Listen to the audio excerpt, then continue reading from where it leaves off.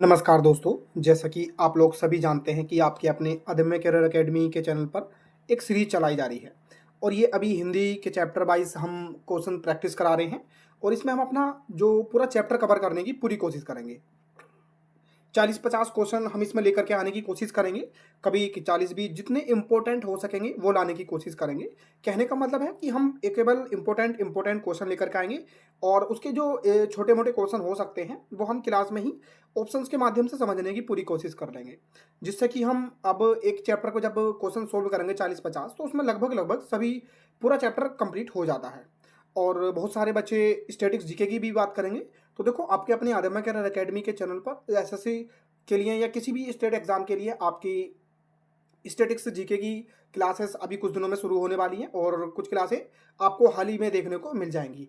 तो चैनल को सब्सक्राइब कर लें, जिससे कि समय समय पर जो भी अपडेट आएगा वो आपको हम देते रहेंगे। तो हमारी इस सीरीज का उद्देश्य है कि आप जीएस का भी सिलेबस कंप्लीट कर लें। और अब हम जो हिंदी की सीरीज करा रहे हैं, हमारा इसका उद्देश्य है कि आप चाहे यूपी पुलिस कांस्टेबल जो आने वाली भर्तियां हैं, या फिर यूपी पुलिस सब इंस्पेक्टर जो आने वाली भर्तियां हैं, या कोई भी एग्जाम है जिसमें हिंदी आती है, तो उसके एग्जाम के लिए ये बहुत ज़्यादा इंपॉर्टेंट रहेगा। और मैं इसकी प्लेलिस्ट आपको चैनल पर बनवा दूंगा। तो आप अपने अदम्य करियर अकेडमी के प्लेलिस्ट वाले सेक्शन में जाएंगे तो वहाँ से आपको ये प्लेलिस्ट मिल जाएगी और 1 बाय 1 आप लगा सकते हैं। देखिए, मैं इस सीरीज में, ये मेरा मानना है कि मैं इस सीरीज में आपको पूरा चैप्टर कंप्लीट कराऊं, पर क्वेश्चंस के माध्यम से। इसके बाद जो सीरीज चलाएंगे हम उसमें चैप्टर वाइज थ्योरी पढ़ लेंगे। और अभी हम केवल प्रैक्टिस कर रहे हैं। कोई सा भी एग्जाम कर रहे हैं आप, चाहे तो जिसमें हिंदी पूछी जाती है, और आप सबसे पहला, आपका सबसे इंपॉर्टेंट वर्क ये है कि आप पहले अपने जिस भी सब्जेक्ट की तैयारी, जिस भी आप नौकरी की तैयारी कर रहे हैं, आप उसकी सिलेबस को देखें और उसमें हिंदी के सब सिलेबस को चेकआउट करेंगे। तो उसमें देखें कि आपका कौन कौन सा चैप्टर आपका इस जो मैं करा रहा हूँ इसमें आ रहा है या नहीं। अगर वो चैप्टर इस सीरीज में आ रहा है तो प्लीज़ आप कंटिन्यू अपनी तैयारी करते रहें। चाहे तो यूपी पुलिस कांस्टेबल हो, या एसएससी जेडी हो, या सब इंस्पेक्टर हो, या कोई भी टीजीटी पीजीटी का कोई भी एग्जाम हो। क्योंकि मैंने इसमें केवल यूपीएसआई के ही क्वेश्चन नहीं रखे हैं, मैंने प्रीवियस रखे हैं इसमें यूपीएसआई के, और टीजीटी पीजीटी के भी रखे हैं, यूपी पुलिस कांस्टेबल के भी रखे हैं।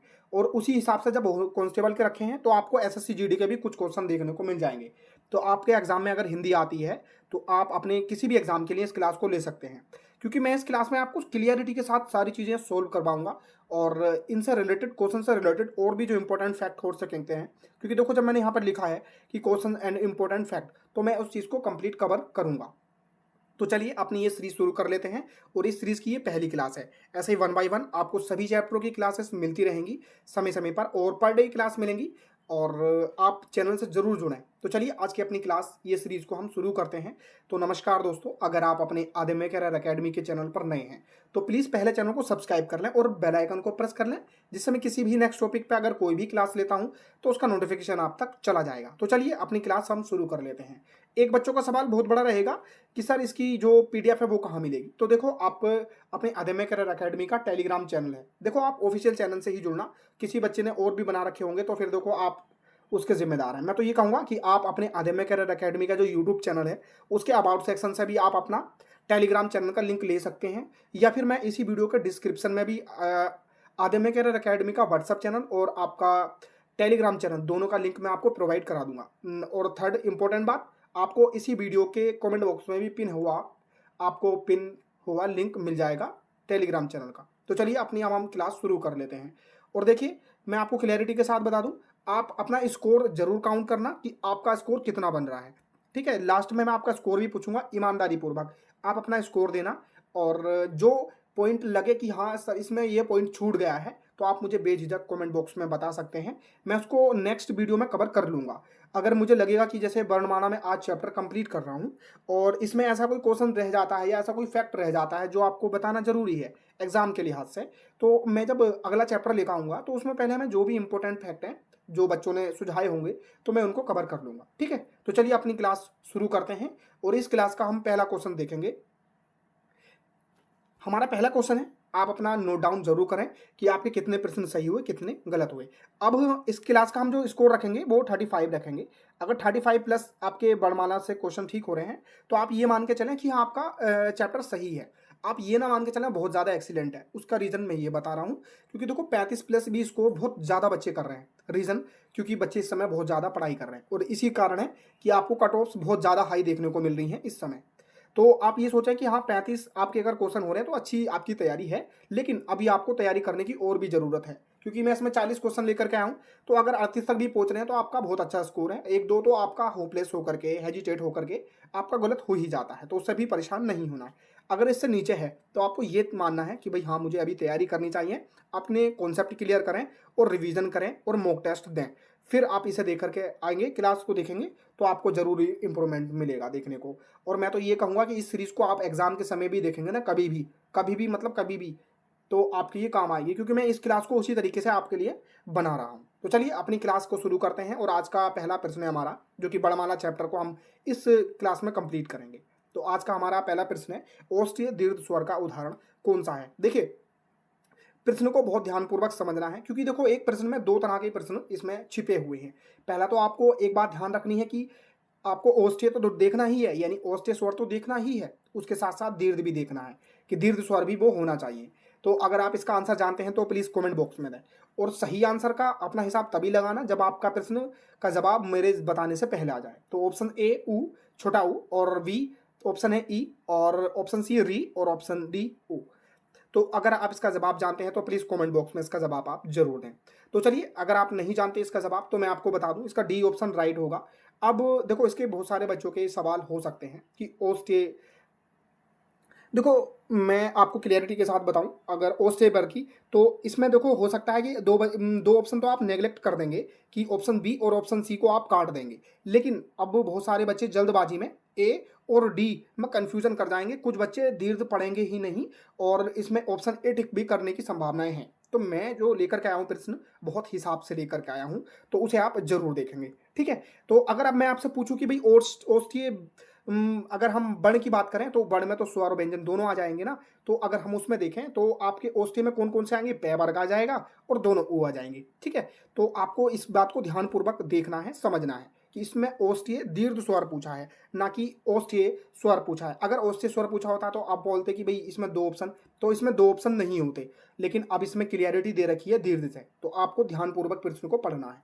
आई थिंक बहुत सारे बच्चों का ये प्रश्न सही हुआ होगा। तो इसका ऑप्शन ए राइट आंसर नहीं है, इसका डी ऑप्शन राइट आंसर है, यानी बड़ा ओ इसमें जो है राइट आंसर है। तो औष्ठ्य दीर्घ स्वर का उदाहरण कौन सा है, आपका डी ऑप्शन मैंने बता दिया है। दोनों ऊ इसमें औष्ठ्य होते हैं और पै वर्ग होता है, लेकिन दीर्घ की अगर हम बात करें तो दीर्घ इसमें डी ही ऑप्शन राइट होगा। आई थिंक आप समझ गए होंगे, बहुत सारे बच्चों का अच्छा भी सही भी जवाब है। तो चलिए अपना नेक्स्ट प्रश्न देख ले रहे हैं। हमारा नेक्स्ट प्रश्न है, औष्ठ्य अल्प प्राण घोष बड़ का उदाहरण कौन सा है। अब देखो, अल्पप्राण महाप्राण ये सब व्यंजन आपने पढ़ रखे होंगे, मैं ये सीरीज इसी आधार पर शुरू कर रहा हूँ कि आप कहीं ना कहीं पर पढ़ रहे होंगे या आपने खुद भी पढ़ लिया होगा। तो हमारा प्रश्न है, औष्ठ्य अल्पप्राण घोष बड़ का उदाहरण कौन सा है। ऑप्शन ए भय, और ऑप्शन बी बै, और ऑप्शन सी पै, ऑप्शन डी फै। अगर आप इसका जवाब जानते हैं तो प्लीज कमेंट बॉक्स में इसका जवाब आप जरूर दें। शर्त यही है कि आपका जवाब मेरे जवाब से पहले आना चाहिए। चलो मैं कलर थोड़ा सा चेंज कर ले रहा हूँ। आप मुझे बता दिया करें कि आपको कोई इम्प्रूवमेंट चाहिए अपने चैनल पर, या कुछ और भी चीज़ें हैं तो आप मुझे बता सकते हैं बेझिझक। तो चलिए अपना इस प्रश्न का हम आंसर देखते हैं।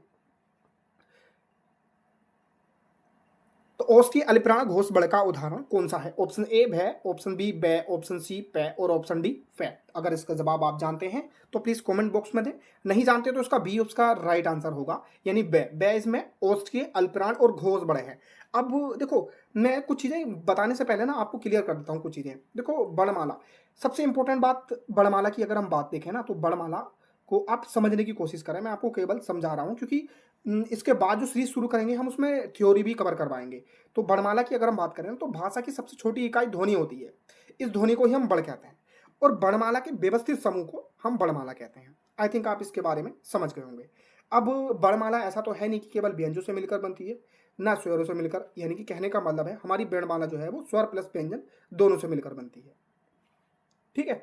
तो अब हम इसमें जो प्रश्न देख रहे हैं उसको जाने से पहले मैं आपको बता देता हूँ, थोड़ी सी चीज़ें बता देता हूँ, फिर उसके बाद हम आगे इस चीज़ को कंटिन्यू करेंगे।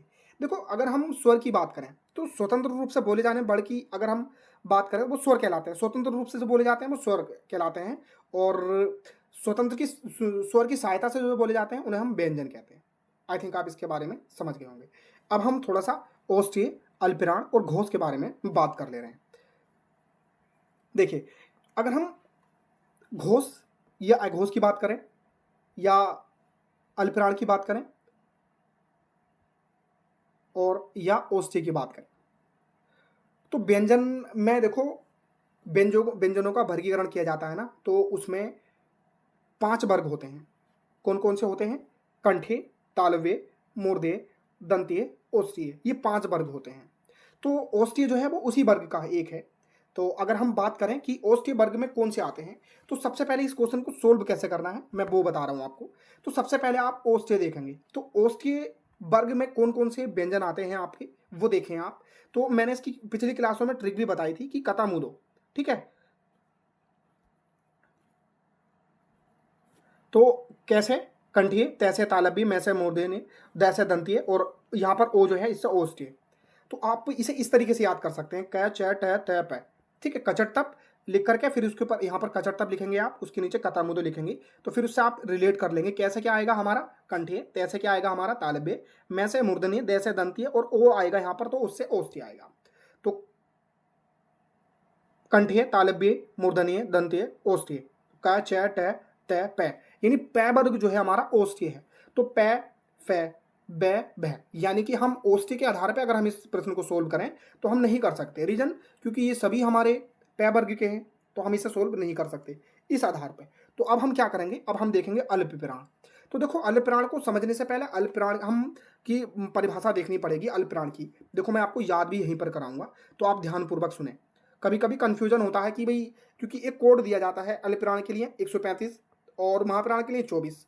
अब मैं आपको बिल्कुल क्लियरिटी के साथ याद करके बताऊंगा कि आपको क्या करना है, ठीक है। तो अल्पप्राण, देखो अल्पप्राण की बात कर रहे हैं, तो प्राण तत्व के आधार पर यहाँ यहाँ पर अल्पप्राण की हम बात करें तो जिन व्यंजनों के उच्चारण में मुख से कम हवा निकले, यानी ऐसे व्यंजन जिनके उच्चारण में मुख से कम हवा निकले, तो ये बात आप समझ गए। ऐसे व्यंजन जिनके उच्चारण में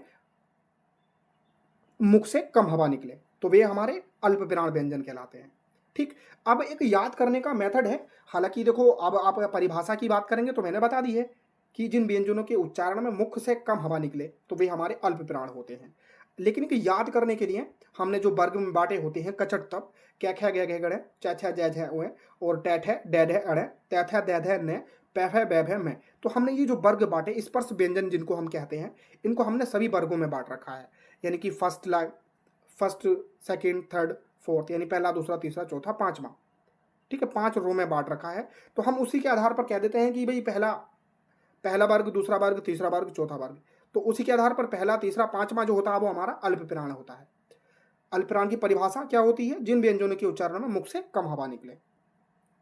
अब आपको देखना है कि जिन व्यंजनों के उच्चारण से मुख से कम हवा निकले, कभी कभी आप परिभाषा भूल जाते हैं, तो इसी कारण बनाया जाता है एक ट्रिक कि 1, 3, 5 या 135।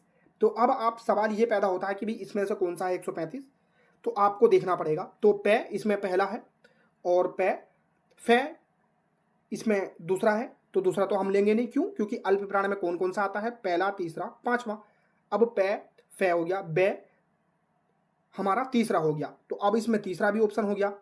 तो अभी हम इसे सोल्व नहीं कर सकते। अभी हम देख ले रहे हैं कि क्या तीसरा भी आ रहा है पै वर्ग का, तो पैफ है, बै, भै, मैं, तो मैं इसमें ऑप्शन है नहीं, तो आप इसमें 2 ऑप्शन तो नेग्लेक्ट कर देंगे, हटा देंगे, ऑप्शन ए और ऑप्शन डी इसमें हटा दोगे आप, तो पै और बै, ये 2 ऑप्शन इसमें रहेंगे, तो आप इन्हें हटा नहीं पाओगे। तो अब क्या करेंगे आप इसका? अब इसका नेक्स्ट अब आगे पढ़ेंगे हम घोष के, ठीक है।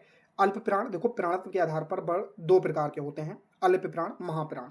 अल्पप्राण की परिभाषा मैंने बताई आपको कि जिन व्यंजनों के उच्चारण में मुख से कम हवा निकले। इसी को याद करने के लिए हमने ट्रिक बना रखी है कि पहला, तीसरा, पांचवा, ठीक। अब घोषक के आधार पर बण कितने प्रकार के होते हैं? प्राणत्व के आधार पर बण व्यंजन कितने प्रकार के होते हैं? 2, अल्पप्राण, महाप्राण। तो महाप्राण जिन व्यंजनों के उच्चारण में मुख से अधिक हवा निकले, तो 2 और 4, दूसरा वर्ग, तीसरा, चौथा वर्ग, ठीक है। अब अल्पप्राण को कैसे याद करेंगे आप? तो देखो 135 है ना इसका कोड, तो आपको कैसे याद करना है? ऐसा 1 हो गया, ठीक है। और लय है, इसे उल्टा अगर लय इस तरीके से है ना, तो आप इसे इस तरीके से करेंगे तो ये 3 बन जाएगा। और 4 जो है ना, इसे हिंदी में कैसे लिखते हैं? 5 इस तरीके से लिखते हैं, तो आप इसे इस तरीके से रिलेट करना है। अब 24, यानी अल्पप्राण का कोड है 135 और महाप्राण का 24, तो 2 और 4 और 135, जब आपको ये क्लियर हो गया है तो महाप्राण क्लियर करने की जरूरत नहीं है, ऑलरेडी आपको क्लियर हो जाएगा कि जब हमने अल्पप्राण याद किया था 135 तो महाप्राण हमारा 24 है, दैट्स इट। ठीक है, अब लेकिन सोल्व तो इस तरीके से भी नहीं हुआ ना प्रश्न हमारा। अब हमें देखना होगा घोष, यानी घोषत्व के आधार पर अगर हम, घोषत्व का अर्थ होता है स्वर तंत्रियों में ध्वनि का कंपन। तो ये घोषत्व के आधार पर हमारे व्यंजन कितने होते हैं? दो तरह के होते हैं, दो टाइप में बांट रखे होते हैं घोषत्व के आधार पर, अघोष या सघोष, अघोष नंबर का और दूसरा सघोष। अब आप कहेंगे कि आपने तो बताया नहीं घोष में कौन सा बनाता है, सघोष बताया आपने। तो देखो, एक होता है अघोष, दूसरा होता है सघोष। सघोष को ही हम घोष कहते हैं। घोष को देखो स शब्द से हम शब्द की सजावट के लिए स शब्द का प्रयोग कर लेते हैं, जिससे कि शब्द की उच्चारण में सही हो सके। ठीक है, तो अर्थ दोनों का सेम ही होता है। तो अघोष और सघोष, सघोष को ही हम घोष कहते हैं। अब यहाँ पर हमें घोष की बात की गई है, तो हम पहले अघोष की बात बता देता हूं मैं। जिन ध्वनियों में उच्चारण में स्वर तंत्रियों में कंपन ना हो, यानी अघोष। अब घोष की क्या परिभाषा होती है? घोष का अर्थ होता है स्वर तंत्रियों में ध्वनि का कंपन। ठीक, यानी कि जिन ध्वनियों में उच्चारण में जिन ध्वनियों के उच्चारण में स्वर तंत्रियों में कंपन ना हो तो वे अघोष होते हैं। लेकिन अब ये तो घोष है, मैंने अघोष का अर्थ इसी वजह से बताया ताकि आप घोष का अर्थ खुद ब खुद समझ लो। तो घोष का अर्थ क्या होगा कि जिनमें ध्वनि, जिनके उच्चारण में ध्वनियों में कंपन हो, जिनमें नहीं होगा उसे अघोष। अब इसी को कभी कभी प्रश्न में देखने को मिल सकता है कि आपको पूछ ले कि औष्ठ्य, अल्पप्राण और सघोष बड़ का उदाहरण कौन सा है। आई थिंक आप समझ गए होंगे। तो अब समस्या है अगली कि भाई घोष बड़ कौन कौन से होते हैं। हमने ये तो बता दिया परिभाषा कि जिनमें कंपन होगा वो घोष होंगे, जिनके उच्चारण में स्वर तंत्रियों में कंपन होगा वे घोष होंगे, घोष को ही हम सघोष कहते हैं। और जिन ध्वनि के उच्चारण में स्वर तंत्रियों में कंपन ना हो उन्हें अघोष कहते हैं। आई थिंक आप समझ गए होंगे। तो इसी तरीके से इसके लिए भी कोड बनाया गया है। तो क्या हर चीज के लिए कोड याद रख पाना इतना आसान है? अभी करवाएंगे हैंड टू हैंड, आपको इसी क्लास में याद होगा। घोषत्व के आधार पर और प्राणतत्व के आधार पर ये दोनों व्यंजन अभी आपको सभी याद होंगे यहीं पर। ठीक है, मेरा ये आपसे वादा है, बस आपको क्लास ध्यान पूर्वक देखनी है। तो अघोष की अगर हम बात कर लें तो अघोष के पहले बात करें तो अघोष क्या होता है हमारा? तीसरा, चौथा, पांचवा। ये ट्रिक बनाई गई है कि वर्ग का जो हमारा स्पर्श व्यंजन होते हैं उनको हमने वर्ग में बांट रखा है। ठीक है, जैसे कि कंठीय वर्ग है, तालव्य है, मूर्धन्य, दंते, औष्ठ्य, उन वर्ग में बांट रखा है। उसी तरीके से हमने उनको रो में भी बांट रखा है, जिस कारण हमें ना बांटने में आसानियत होती है। तो पहला, चौथा, पांचवा घोष होता है। तो अब इसमें हमने कौन कौन से देखे थे? अल्पप्राण में कौन कौन से देखे थे? 1, 3, 5। घोष में हमने कौन कौन से देखे हैं? 4 और 5। अब आप यहाँ से भी ऑप्शन में कंप्लीट चेक कर सकते हैं या फिर आप यहाँ से भी देख सकते हैं। इन दोनों में, दोनों चीज में कॉमन क्या आ रही है? कहने का मतलब है ऐसा वर्ण जो दोनों में हो, घोष भी और अल्पप्राण भी। तो कौन सा है वो? पांचवा। ठीक है, तो पांचवा हमारा कौन सा है?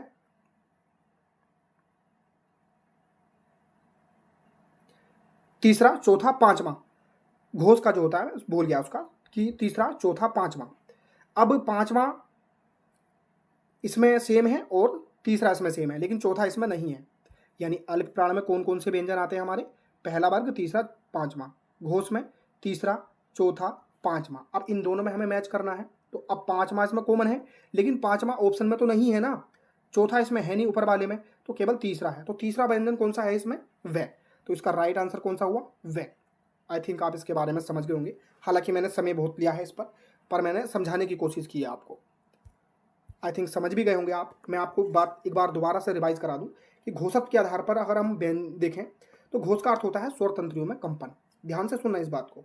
घोष का अर्थ होता है स्वर तंत्रियों में कंपन, ध्वनि का कंपन।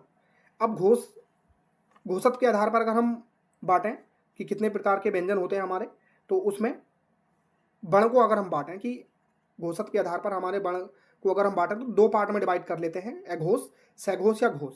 सघोष को ही हम घोष कहते हैं। अघोष जिन ध्वनि के उच्चारण में स्वर तंत्रियों में कंपन न हो, और सघोष या घोष इसमें जिन ध्वनि के उच्चारण में स्वर तंत्रियों में कंपन हो। अब अगर हम अघोष की बात, पहले घोष की बात कर लें तो घोष में हमारा कौन कौन सा व्यंजनों का वर्ग होता है? तीसरा, चौथा, पांचवा। और सभी स्वर हमारे घोष या सघोष होते हैं। अघोष की बात करें तो पहला और दूसरा। आई थिंक आप समझ गए होंगे। अल्पप्राण 135, महाप्राण 24। ठीक। औष्ठ्य कौन सा? प वर्ग। आई थिंक आप इसके बारे में समझ गए होंगे। मैं इससे ज़्यादा तो डीपली आप नहीं जाया जा सकता एक प्रश्न पर। चलिए अपना नेक्स्ट प्रश्न हम बात कर ले रहे हैं। मैंने इस प्रश्न का जवाब आपको दे दिया है कि हमारा इस प्रश्न का जवाब है हमारा बी ऑप्शन राइट। ठीक है, आई थिंक समझ गए होंगे आप इसके बारे में। नेक्स्ट प्रश्न है हमारा, कौन सा तालव्य वर्ण नहीं है? तो ऐसा जवाब देखो ध्यानपूर्वक पढ़ेंगे तो आपको ज़्यादा चीज़ें समझ में आएंगी। रीज़न, क्योंकि देखो यहाँ पर लिखा है नहीं है। अब बहुत सारे बच्चे इसी चीज़ को पेपर में, देखो मैं ये नहीं कह रहा कि आप नहीं कर पाएंगे इस प्रश्न को, मैं आपको समझाने की कोशिश कर रहा हूँ कि जब हम एग्जाम हॉल में बैठते हैं ना तो हमारे साथ बहुत सारी चीज़ें क्रिएट होती हैं, जैसे कि हेजिटेशन होना, इसी तरह की समस्याएं। तो बच्चा सोल्व करने में थोड़ा सा असमर्थ जैसा हो जाता है, और जल्दीबाजी या इसी तरह की चीज़ें। मैं ये चाहता हूँ कि आप सिली मिस्टेक किसी भी प्रकार की ना करें। यहीं पर कर लेंगे तो कोई बुराई नहीं है, लेकिन अगर एग्जाम हॉल में जा करके करेंगे तो आप ये बहुत अच्छे से जानते हैं एक एक नंबर की कितनी कीमत होती है। जब फाइनल मेरिट में रहते हैं ना बच्चे, तो आप उनसे पूछ के देखना, बहुत ज़्यादा दुख होता है। तो कौन सा तालव्य वर्ण नहीं है? ऑप्शन ए शय, और ऑप्शन बी जय, और ऑप्शन सी चय, और ऑप्शन डी शय। इसका जवाब आप कमेंट बॉक्स में दें।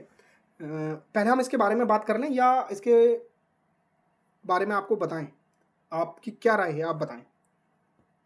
चलिए हम पहले इसका जवाब दे देते हैं। तो तालव्य वर्ण नहीं है, तो नहीं है तो इसमें ऑप्शन डी इसका राइट आंसर है। ठीक है, अब हम इसके बारे में बात कर ले रहे हैं। जैसे कि हमने बताया अभी आपको कि व्यंजनों को वर्गीकरण के आधार पर हम देखें तो स्पर्श व्यंजन, जिन व्यंजनों का उच्चारण करते समय हवा फेफड़ों से निकलते हुए मुंह के किसी स्थान विशेष, जैसे कि कंठे हो गया, तालु हो गया, मूर्धन्य हो गया, दंत हो गया या औष्ठ्य हो गया, स्पर्श करते हुए निकले, तो इसी को हम स्पर्श व्यंजन के वर्गों में रखते हैं। ठीक है, तो इसमें स्पर्श व्यंजन की अगर हम बात करें तो इसमें हम 5 वर्गों में बांटते हैं। कौन कौन से? कंठे, तालुबे, मूर्धन्य, दंतीय, औष्ठ्य, ये 5 वर्गों में हम इसको बांटते हैं। मैंने अभी पिछले क्वेश्चन में ट्रिक की बात कर ली है। अब हम केवल इसमें तालव्य वर्ण की बात करेंगे। तो तालव्य वर्ण कौन कौन से होते हैं हम उसके बारे में बात कर ले रहे हैं।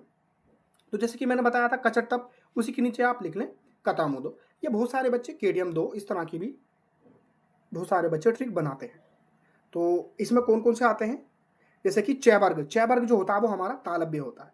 अब चय वर्ग में कौन कौन से आते हैं उसके बारे में बात कर ले रहे हैं। तो चय हो गया, छय हो गया, जय हो गया, जय हो गया और ओय हो गया, ये हमारे इसमें तालव्य वर्ण में आते हैं। यानी कि चय हो गया, छय हो गया, जय हो गया और छय हो गया, जय हो गया, ओय हो गया, ये तो आते हैं। पर अब सवाल ये है कि भाई ये तो इसमें ऑप्शन में है ही नहीं, तो हमें ये भी देखना होगा कि से क्या है, फिर उसके बारे में हम समझेंगे इस चीज को। देखो श जो है वो ऊष्म संघर्षी व्यंजन में आता है। ऊष्म व्यंजन कह सकते हैं, संघर्षी व्यंजन कह सकते हैं। ठीक है, तो उसमें या संघर्षी व्यंजन कौन कौन से होते हैं? तो श शलजम वाला स, ठीक है, फिर षटकोण वाला स, फिर पैरा वाला स और है, ये हमारे स्पर्श संघर्षी व्यंजन होते हैं, संघर्षी व्यंजन होते हैं, सॉरी, ये हमारे श हैं जो होते हैं हमारे संघर्षी व्यंजन होते हैं। तो इसमें भी हमें बांट रखे होते हैं उच्चारण के स्थान पर। तो श जो होता है ये तालुव्य होता है, और इसके बाद मूर्धन्य होता है श ये वाला, और ये वाला दंतमूल या वत्सर्य होता है। ठीक है, तो आप समझ गए होंगे। तो ये जो श होता है ये भी तालव्य होता है। तो कहने का मतलब है कि चय वर्ग प्लस श ये हमारे तालव्य होते हैं। तो श और चय वर्ग पूरा, तो चय और जय और चय तो इसमें ऑलरेडी आ ही जाएंगे, लेकिन इसमें डी जो है ऑप्शन नहीं होगा, यानी इस क्वेश्चन का राइट आंसर डी होगा। तो भाई सी होता, मतलब श जो है ये होता क्या है? तो ये होता है हमारा संघर्षी व्यंजन, और इसमें अगर हम उच्चारण के आधार पर हम बात करें तो इसमें कौन सा स्थान आएगा? दंतमूल या दंतमूल बना होता है ये। ठीक है, आई थिंक आप समझ गए होंगे। नेक्स्ट प्रश्न हम अपना देख ले रहे हैं। नेक्स्ट प्रश्न है हमारा, चय वर्ग में महाप्राण व्यंजन वर्ण कितने होते हैं? अब जो मैंने अभी आपको बताया कचट तप वर्ग जो बताए उसी की बात की जा रही है। तो चय वर्ग होता है, जैसे कि कचट तप है ना, तो कै चय तय तय पै, ये कचट तप वर्ग है। तो कोई याद करने के एक तरीके हैं। ठीक है, तो उसमें पूछा है कि ये जो चय वर्ग है, चय वर्ग में महाप्राण व्यंजन वर्ण कितने हैं? अब देखो ये बात ध्यानपूर्वक सुनना कि महाप्राण व्यंजन वर्ण कितने हैं। ठीक है, तो कभी कुछ बच्चे अदर तरीके का दिमाग लगाएंगे तो फिर उसमें कभी स्वर भी डाल दें वो, तो यहाँ पर क्लियर चीज़ें के साथ देखें। तो इसमें ये पूछा है कि चय वर्ग में महाप्राण व्यंजन वर्ण कितने हैं, ये बताना है कि महाप्राण व्यंजन चय वर्ग में कितने व्यंजन आते हैं। बस इतनी सी छोटी सी बात बताइए इसमें। तो अगर हम बात करें कि भाई कौन कौन से आते हैं, तो अगर हम देखो चय वर्ग की बात कर रहे हैं ना, चय वर्ग में कौन कौन से होता है? तो चय, छ, जय, झ, उय। अब सबसे बड़ी समस्या कि भाई महाप्राण कितने होते हैं इसमें। तो महाप्राण को अगर हम देखें तो महाप्राण का मैंने कोड क्या बताया था आपको, याद करें प्लीज, जल्दी से याद करें। 24 बताया था, ठीक है। आपको 24 याद करना है, पहला सॉरी दूसरा और चौथा है ये, वैसे 24 आपको याद करना है, आसानी होती है याद करने में। तो दूसरा और चौथा, तो अब 5, अब इधर से कचर तब लिखेंगे तो क्या है, च छः जय जय उएं। अगर हम इन दोनों में काउंट करेंगे तो दूसरा और चौथा जो वर्ण होगा वो हमारा महाप्राण होगा च वर्ग में। तो कहने का मतलब है इसका राइट आंसर क्या होगा, 2, यानी इसका option A is the right answer. ना ही 1, ना ही 4, ना ही 3, च वर्ग में महाप्राण व्यंजन वर्ण कितने होते हैं, केवल 2 होते हैं। बहुत सारे बच्चों का राइट आंसर भी है। तो चलिए अपना नेक्स्ट प्रश्न देख ले रहे हैं।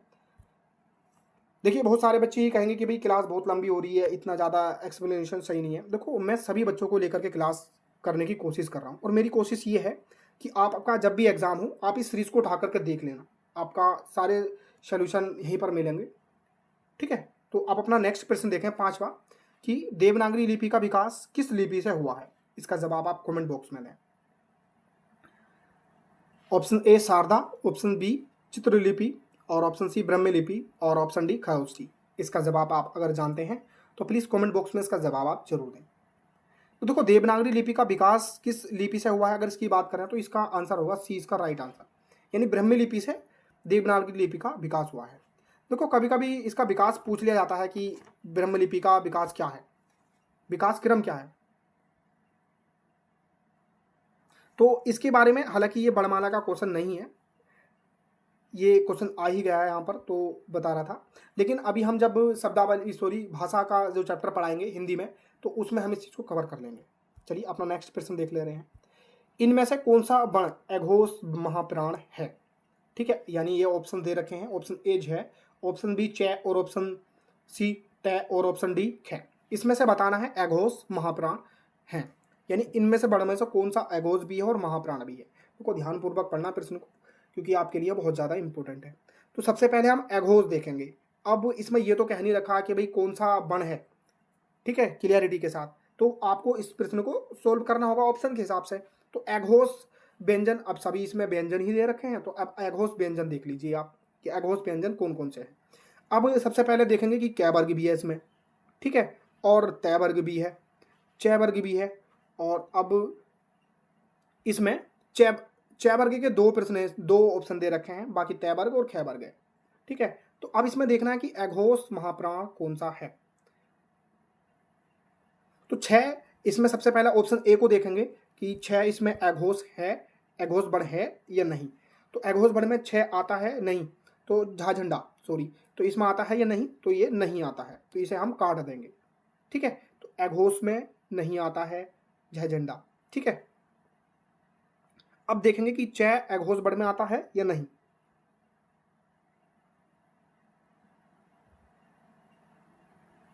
तो च अघोष वर्ण में आता है, ठीक है, क्योंकि च अघोष वर्ण का क्या कोड था हमारा, पहला और दूसरा। अब झ जो है वो कौन सा वर्ण है, तो च छ जय झ, यानी चौथा वर्ण है हमारा कौन सा, झ। अब च जो है वो पहला है, हमारा कोड क्या है अघोष का, पहला और दूसरा, तो च।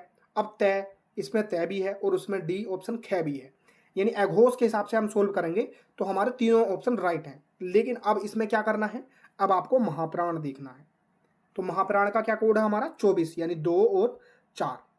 तो अब इसमें देखना है च कौन सा है पहला, तय कौन सा है पहला, ख कौन सा है दूसरा। तो क्या अब इसमें हम और दिमाग लगाएंगे फालतू का, नहीं। तो च भी नहीं है और तय भी नहीं है, इसमें राइट आंसर कौन सा है, ख। आई थिंक आप समझ गए होंगे क्यों, क्योंकि ये दूसरे स्थान पर आता है। अघोष से हम नहीं कर पाएंगे सोल्व, महाप्राण से करेंगे। तो आप इस तरीके से भी देख सकते हैं कि भाई मैं कौन सा पहले उठाऊं, ठीक है। कभी कभी एग्जामिनर घुमा फिरा के भी प्रश्न को बना सकते हैं। चलिए अपना नेक्स्ट प्रश्न देखते हैं। हमारा नेक्स्ट प्रश्न है, सॉरी ये 11वां प्रश्न आ गया 6 के बाद, उसके लिए सॉरी। अभी हमारे जो टाइपिस्ट हैं वो थोड़े से नए नए हैं, तो उसके लिए मैं आपसे क्षमा प्रार्थी हूँ। हालांकि आपके पूरे इसमें 40 क्वेश्चन हैं, मैंने चेक कर लिए हैं, लेकिन क्वेश्चंस की संख्या थोड़ी सी ऐसी ही करती है इन्होंने पीडीएफ बनाने में, तो उसके लिए मैं क्षमा प्रार्थी हूँ। हालांकि ये पीडीएफ आपको अपने अदम्य कैरियर एकेडमी के टेलीग्राम चैनल पर मिल जाएगी, उससे आपको बिल्कुल भी परेशान नहीं होना है। तो चलिए अपना हम 11वां प्रश्न देखते हैं। हमारा 11वां प्रश्न है, इनमें से किस वर्ग का उच्चारण स्थान कंठे तालु है? अगर आप इसका जवाब जानते हैं तो प्लीज कमेंट बॉक्स में इसका जवाब आप जरूर दें। अब देखो, वर्ण वर्ग का उच्चारण स्थान कंठ तालु है। अब उच्चारण स्थान के आधार पर पूछे गए हैं कि ऐसा वर्ण इसमें बताओ जो कंठ तालु हो, यानी कंठ से भी और तालु दोनों उसके मिक्सअप से बोला जाता। ऑप्शन ए है, और ऑप्शन बी आई, और ऑप्शन सी ओ, और ऑप्शन डी छ। अगर आप इसका जवाब जानते हैं तो प्लीज कमेंट बॉक्स में इसका जवाब आप जरूर दें। अब देखो, अगर आप कंठे और तालु का हिसाब लगाएंगे तो मैं आपको बता दूं, तो आप ढूंढेंगे क्या वर्ग, तो इसमें क्या वर्ग है नहीं, ठीक है। फिर इसमें तालु हमारा कौन सा होता है, चय वर्ग, तो चय वर्ग आप इसे इस तरीके से ढूंढ भी सकते हैं, पर आप बहुत ध्यानपूर्वक प्रश्न को पढ़ेंगे, क्योंकि मैं सारे प्रश्न, कुछ प्रश्न हमारे टीजीटी पीजीटी में जो पीछे एग्जामों में पूछे जा चुके हैं वहां से लेकर के आए हैं, और कुछ प्रश्न हमने यूपीएसआई और जो अन्य एग्जाम होते हैं उनके पास से उठाए हैं, जो पिछले एग्जामों में पूछे जा चुके हैं, ठीक है। तो प्रश्न मैंने बहुत हिसाब से बनवाए हैं, बहुत अच्छे से बनवाए हैं, ठीक है। तो उस चीज़ से बिल्कुल भी परेशान नहीं होना, तो ठीक है, इसका जवाब आप जरूर दें। अगर आप इसका जवाब जानते हैं तो बहुत अच्छी बात है। अब देखो, है को हम क्लियरिटी कर लेते हैं, सारे ऑप्शन को सोल्व कर लेते हैं। तो अगर हम है को देखें तो है हमारा क्या है, अगर हम है की बात करें तो हमारा है क्या है, कंठे तालु की अगर हम बात कर लें तो हमारा है जो है वो कंठे है। इस बात को बिल्कुल ध्यानपूर्वक आप याद रखें कि है जो है हमारा कंठे है, और लेकिन तालु नहीं है, तो यहां से ये ऑप्शन कट जाएगा। अब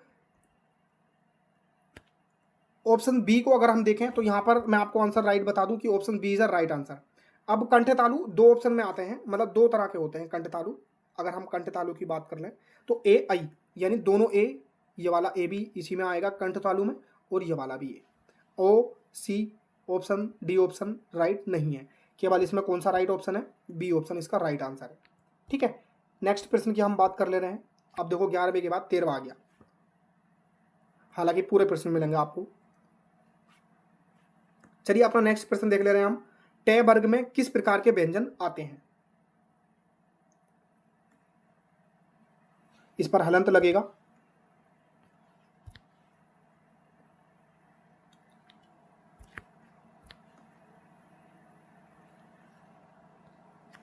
तो टे वर्ग किस प्रकार के व्यंजनों में आते हैं?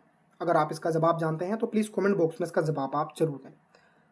टे वर्ग कंठे में आता है, तालुवे में आता है, या मूर्धन्य में आता है, या दंते में आता है? इसका जवाब अगर आप जानते हैं तो प्लीज कमेंट बॉक्स में इसका जवाब आप जरूर दें। जैसे कि मैंने बताया था आपको कचर तप, तो मैं बार बार ऐसे जो फैक्ट मैंने बता दिए हैं मैं रिपीट नहीं करूंगा, आप वीडियो देख लेना, क्योंकि फालतू की लंबी वीडियो बंद करना भी सही नहीं है, ठीक है। तो अगर हम इसकी टै वर्ग की बात करें तो मूर्धन्य वर्ग में आता है, मैंने पीछे की क्वेश्चन में इस बात को बता दिया है, कचट तप कतामुदो। तो कै कंठे, तय तालुबे, सॉरी कै हमारा कंठे हो गया, च हमारा तालब्य हो गया, मैं और तय हमारा मूर्धन्य हो गया, तय हमारा दंत्य हो गया, और पै हमारा ओष्ठ हो गया। मैं फिर दोबारा बता रहा हूँ, कतामुदो और कचट तप आप ऊपर से लिख लेंगे हेडिंग, और बढ़िया करके इसे आप ट्रिक के माध्यम से याद कर लें। तो हमारा कंठे कौन सा होगा, कै वर्ग होगा, ठीक है। तालब्य हमारा च वर्ग होगा, मूर्धन्य हमारा टै वर्ग होगा, और दंत्य हमारा कौन सा होगा, तय वर्ग होगा। टै और तय में अंतर समझ पा रहे हैं ना आप? मूर्धन्य हमारा टै वर्ग, ये इसका आंसर है राइट, और दंत्य हमारा कौन सा होता है, हमारा तय वर्ग। और इसके बाद हमारा बचता है ओष्ठ्य, जो कि हमारा पै वर्ग। आई थिंक समझ गए होंगे इसके बारे में आप। नेक्स्ट प्रश्न देखते हैं हम।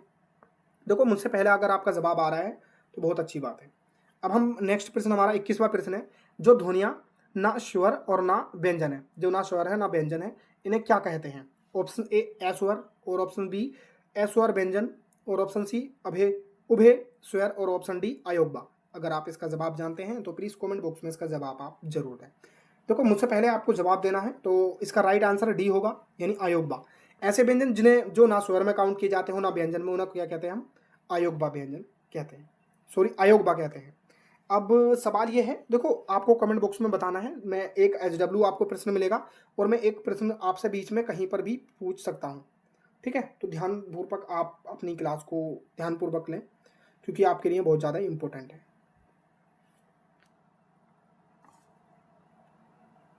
अगर हम देखो अयोग्य की बात कर लें कि अयोग्य होते कौन कौन से हैं, तो अंग और आह, जो कि आपने देखा होगा विसर्ग संधि में जिनका प्रयोग किया जाता है, ठीक है। नेक्स्ट अपना प्रश्न देख ले रहे हैं।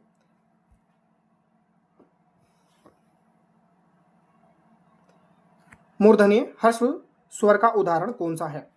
हमारा प्रश्न है 20वां कि मूर्धन्य हर्स्व स्वर का उदाहरण कौन सा है? ऑप्शन ए री, और ऑप्शन बी आई, ऑप्शन सी ओ, और ऑप्शन डी ई। अगर आप इसका जवाब जानते हैं तो प्लीज कमेंट बॉक्स में इसका जवाब आप जरूर दें।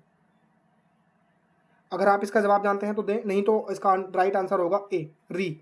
अब इसके बारे में हम बात कर ले रहे हैं, मूर्धन्य और री।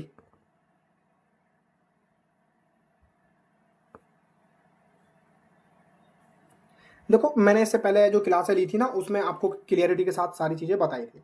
अब ये हर्स्व स्वर क्या है इसके बारे में बात कर ले रहे हैं, ठीक है, क्योंकि देखो मैंने इससे पीछे अभी इसके बारे में बात नहीं की है। और अगर हम देखें तो स्वरों का वर्गीकरण किया जाता है स्वरों का, तो सबसे पहले हम देखते हैं मात्रा या उच्चारण काल के आधार पर स्वरों को। तो मात्रा या उच्चारण काल के अगर आधार पर हम स्वरों को देखते हैं तो वो 3 प्रकार के होते हैं, हर्स्व स्वर और दीर्घ स्वर और प्लुप्त स्वर, ठीक है। तो हर्स्व स्वर कौन कौन से होते हैं? तो आ और ई, उ, री, ठीक है, ये 4 हमारे स्वर होते हैं जो कि हर्स्व स्वर होते हैं। इसके अलावा हर्स्व स्वर कोई सा नहीं होता है। अब हर्स्व स्वर को हम लघु स्वर भी कहते हैं, ठीक है।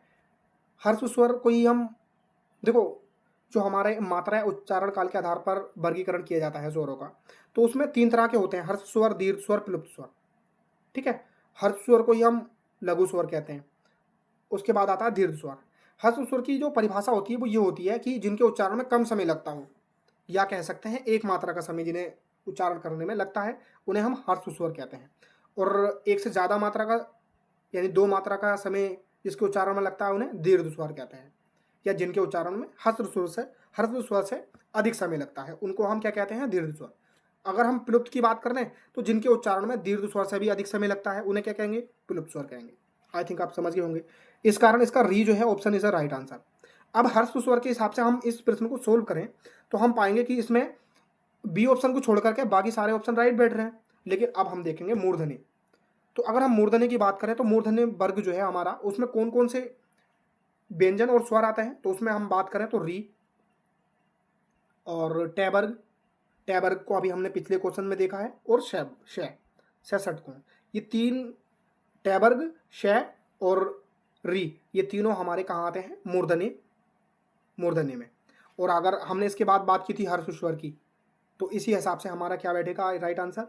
क्योंकि अब इसमें शै है नहीं, अब ये वाले ऑप्शन भी इसमें कट जाएंगे, तो हमारा क्या बचा? री, यानी first option is the right answer. I think आप समझ गए होंगे। नेक्स्ट प्रश्न है हमारा 18वां। बहुत सारे बच्चे सोच रहे होंगे भाई प्रश्नों की संख्या तो बड़ी अजीब आ रही है, तो उसके लिए सॉरी। अब हमारा नेक्स्ट प्रश्न है, देखो आप प्रश्नों पर ध्यान दें क्योंकि बहुत ज़्यादा इंपॉर्टेंट प्रश्न है, ठीक है। ऑप्शन प्रश्न है हमारा, दंतीय, वत्सर्य, अल्पप्राण, अघोष वर्ण का उदाहरण कौन सा है? देखो आपके ये सवाल बहुत शानदार है, आप ध्यानपूर्वक इस सवाल को पढ़ें, क्योंकि देखो इतनी सारी चीज़ें एक ही प्रश्न में बनाई हैं, तो आप समझ ही पा रहे हैं सारी चीज़ें। आप भी ये भी समझ रहे हैं कि जो बच्चा कांस्टेबल की तैयारी कर रहा है और वो इस क्लास को ले रहा है, तो मैं ये मान के चलूंगा कि भाई वो अच्छी लेवल की तैयारी कर रहा है, और इसके बाद उसका कोई भी प्रश्न बचना तो नहीं चाहिए, मेरा ये मानना है। क्योंकि अगर आप इसे सोल्व कर पा रहे हैं तो बहुत अच्छी बात है। क्योंकि दंतीय, वत्सर्य, अल्पप्राण, अघोष वर्ण का उदाहरण कौन सा है? ऑप्शन ए चै, और ऑप्शन बी टै, ऑप्शन सी ठै, और ऑप्शन डी तय। अब देखो मैं कहूँ कि इस प्रश्न को आगे से सोल्व करो तो हो सकता है तब भी लंबा हो जाए, और मैं कहूँ पीछे से सोल्व करो तब भी लंबा हो सकता है। ये एग्जामिनर का दिमाग की बात है। अब बहुत सारे बच्चे कहेंगे कि भाई पीछे से सोल्व करना चाहिए, आंसर सही मिल जाता है। कुछ प्रश्न देखोगे तो पीछे से करने में भी लॉन्ग हो जाते हैं, और कुछ आगे से सोल्व करने में लॉन्ग हो जाते हैं। देखो तुम्हारे लक की बात है ये कि तुम, मेरी इच्छा है कि मैं पीछे से शुरू कर दूं और ऑप्शन पीछे से मिल जाए, या मैं आगे से शुरू कर दूं सोल्व हो जाए, तो वो शुरू में छोटे से उसमें सोल्व हो जाए। या कभी कभी ऐसा होता है कि आगे से उठाओगे तो बहुत लंबा बैठेगा, लगेगा पीछे से कर लेते। कभी कभी ऐसा लगता है कि पीछे से कर ले रहे हैं तो इतना लंबा निकलता है, बहुत ज़्यादा लंबा निकलता है। तो ये डिबेट करने की बात नहीं है, ठीक है। तो इससे परेशान मत होना, आपको केवल प्रैक्टिस करने की हैबिट बनानी है, जिससे कि आप अपनी स्पीड बढ़ा सकें प्रैक्टिस कर करके। तो दंतीय, वत्सर्य, अल्पप्राण, अघोष वर्ण का उदाहरण देखना है। तो अब इसमें दंत वत्सर्य की बात कर ले रहे हैं पहले हम। अगर हम दंत वत्सर्य की बात करें तो दंत में कौन सा आता है हमारा? दंते की अगर हम बात कर लें पहले, तो दंती में कौन कौन सा आता है हमारा? तय वर्ग। तो आप इस तरीके से सोल्व कर लें पहले से कि हमें दंतीय में कौन कौन से आते हैं हमारे, कौन सा वर्ग आता है, तो तय वर्ग आता है,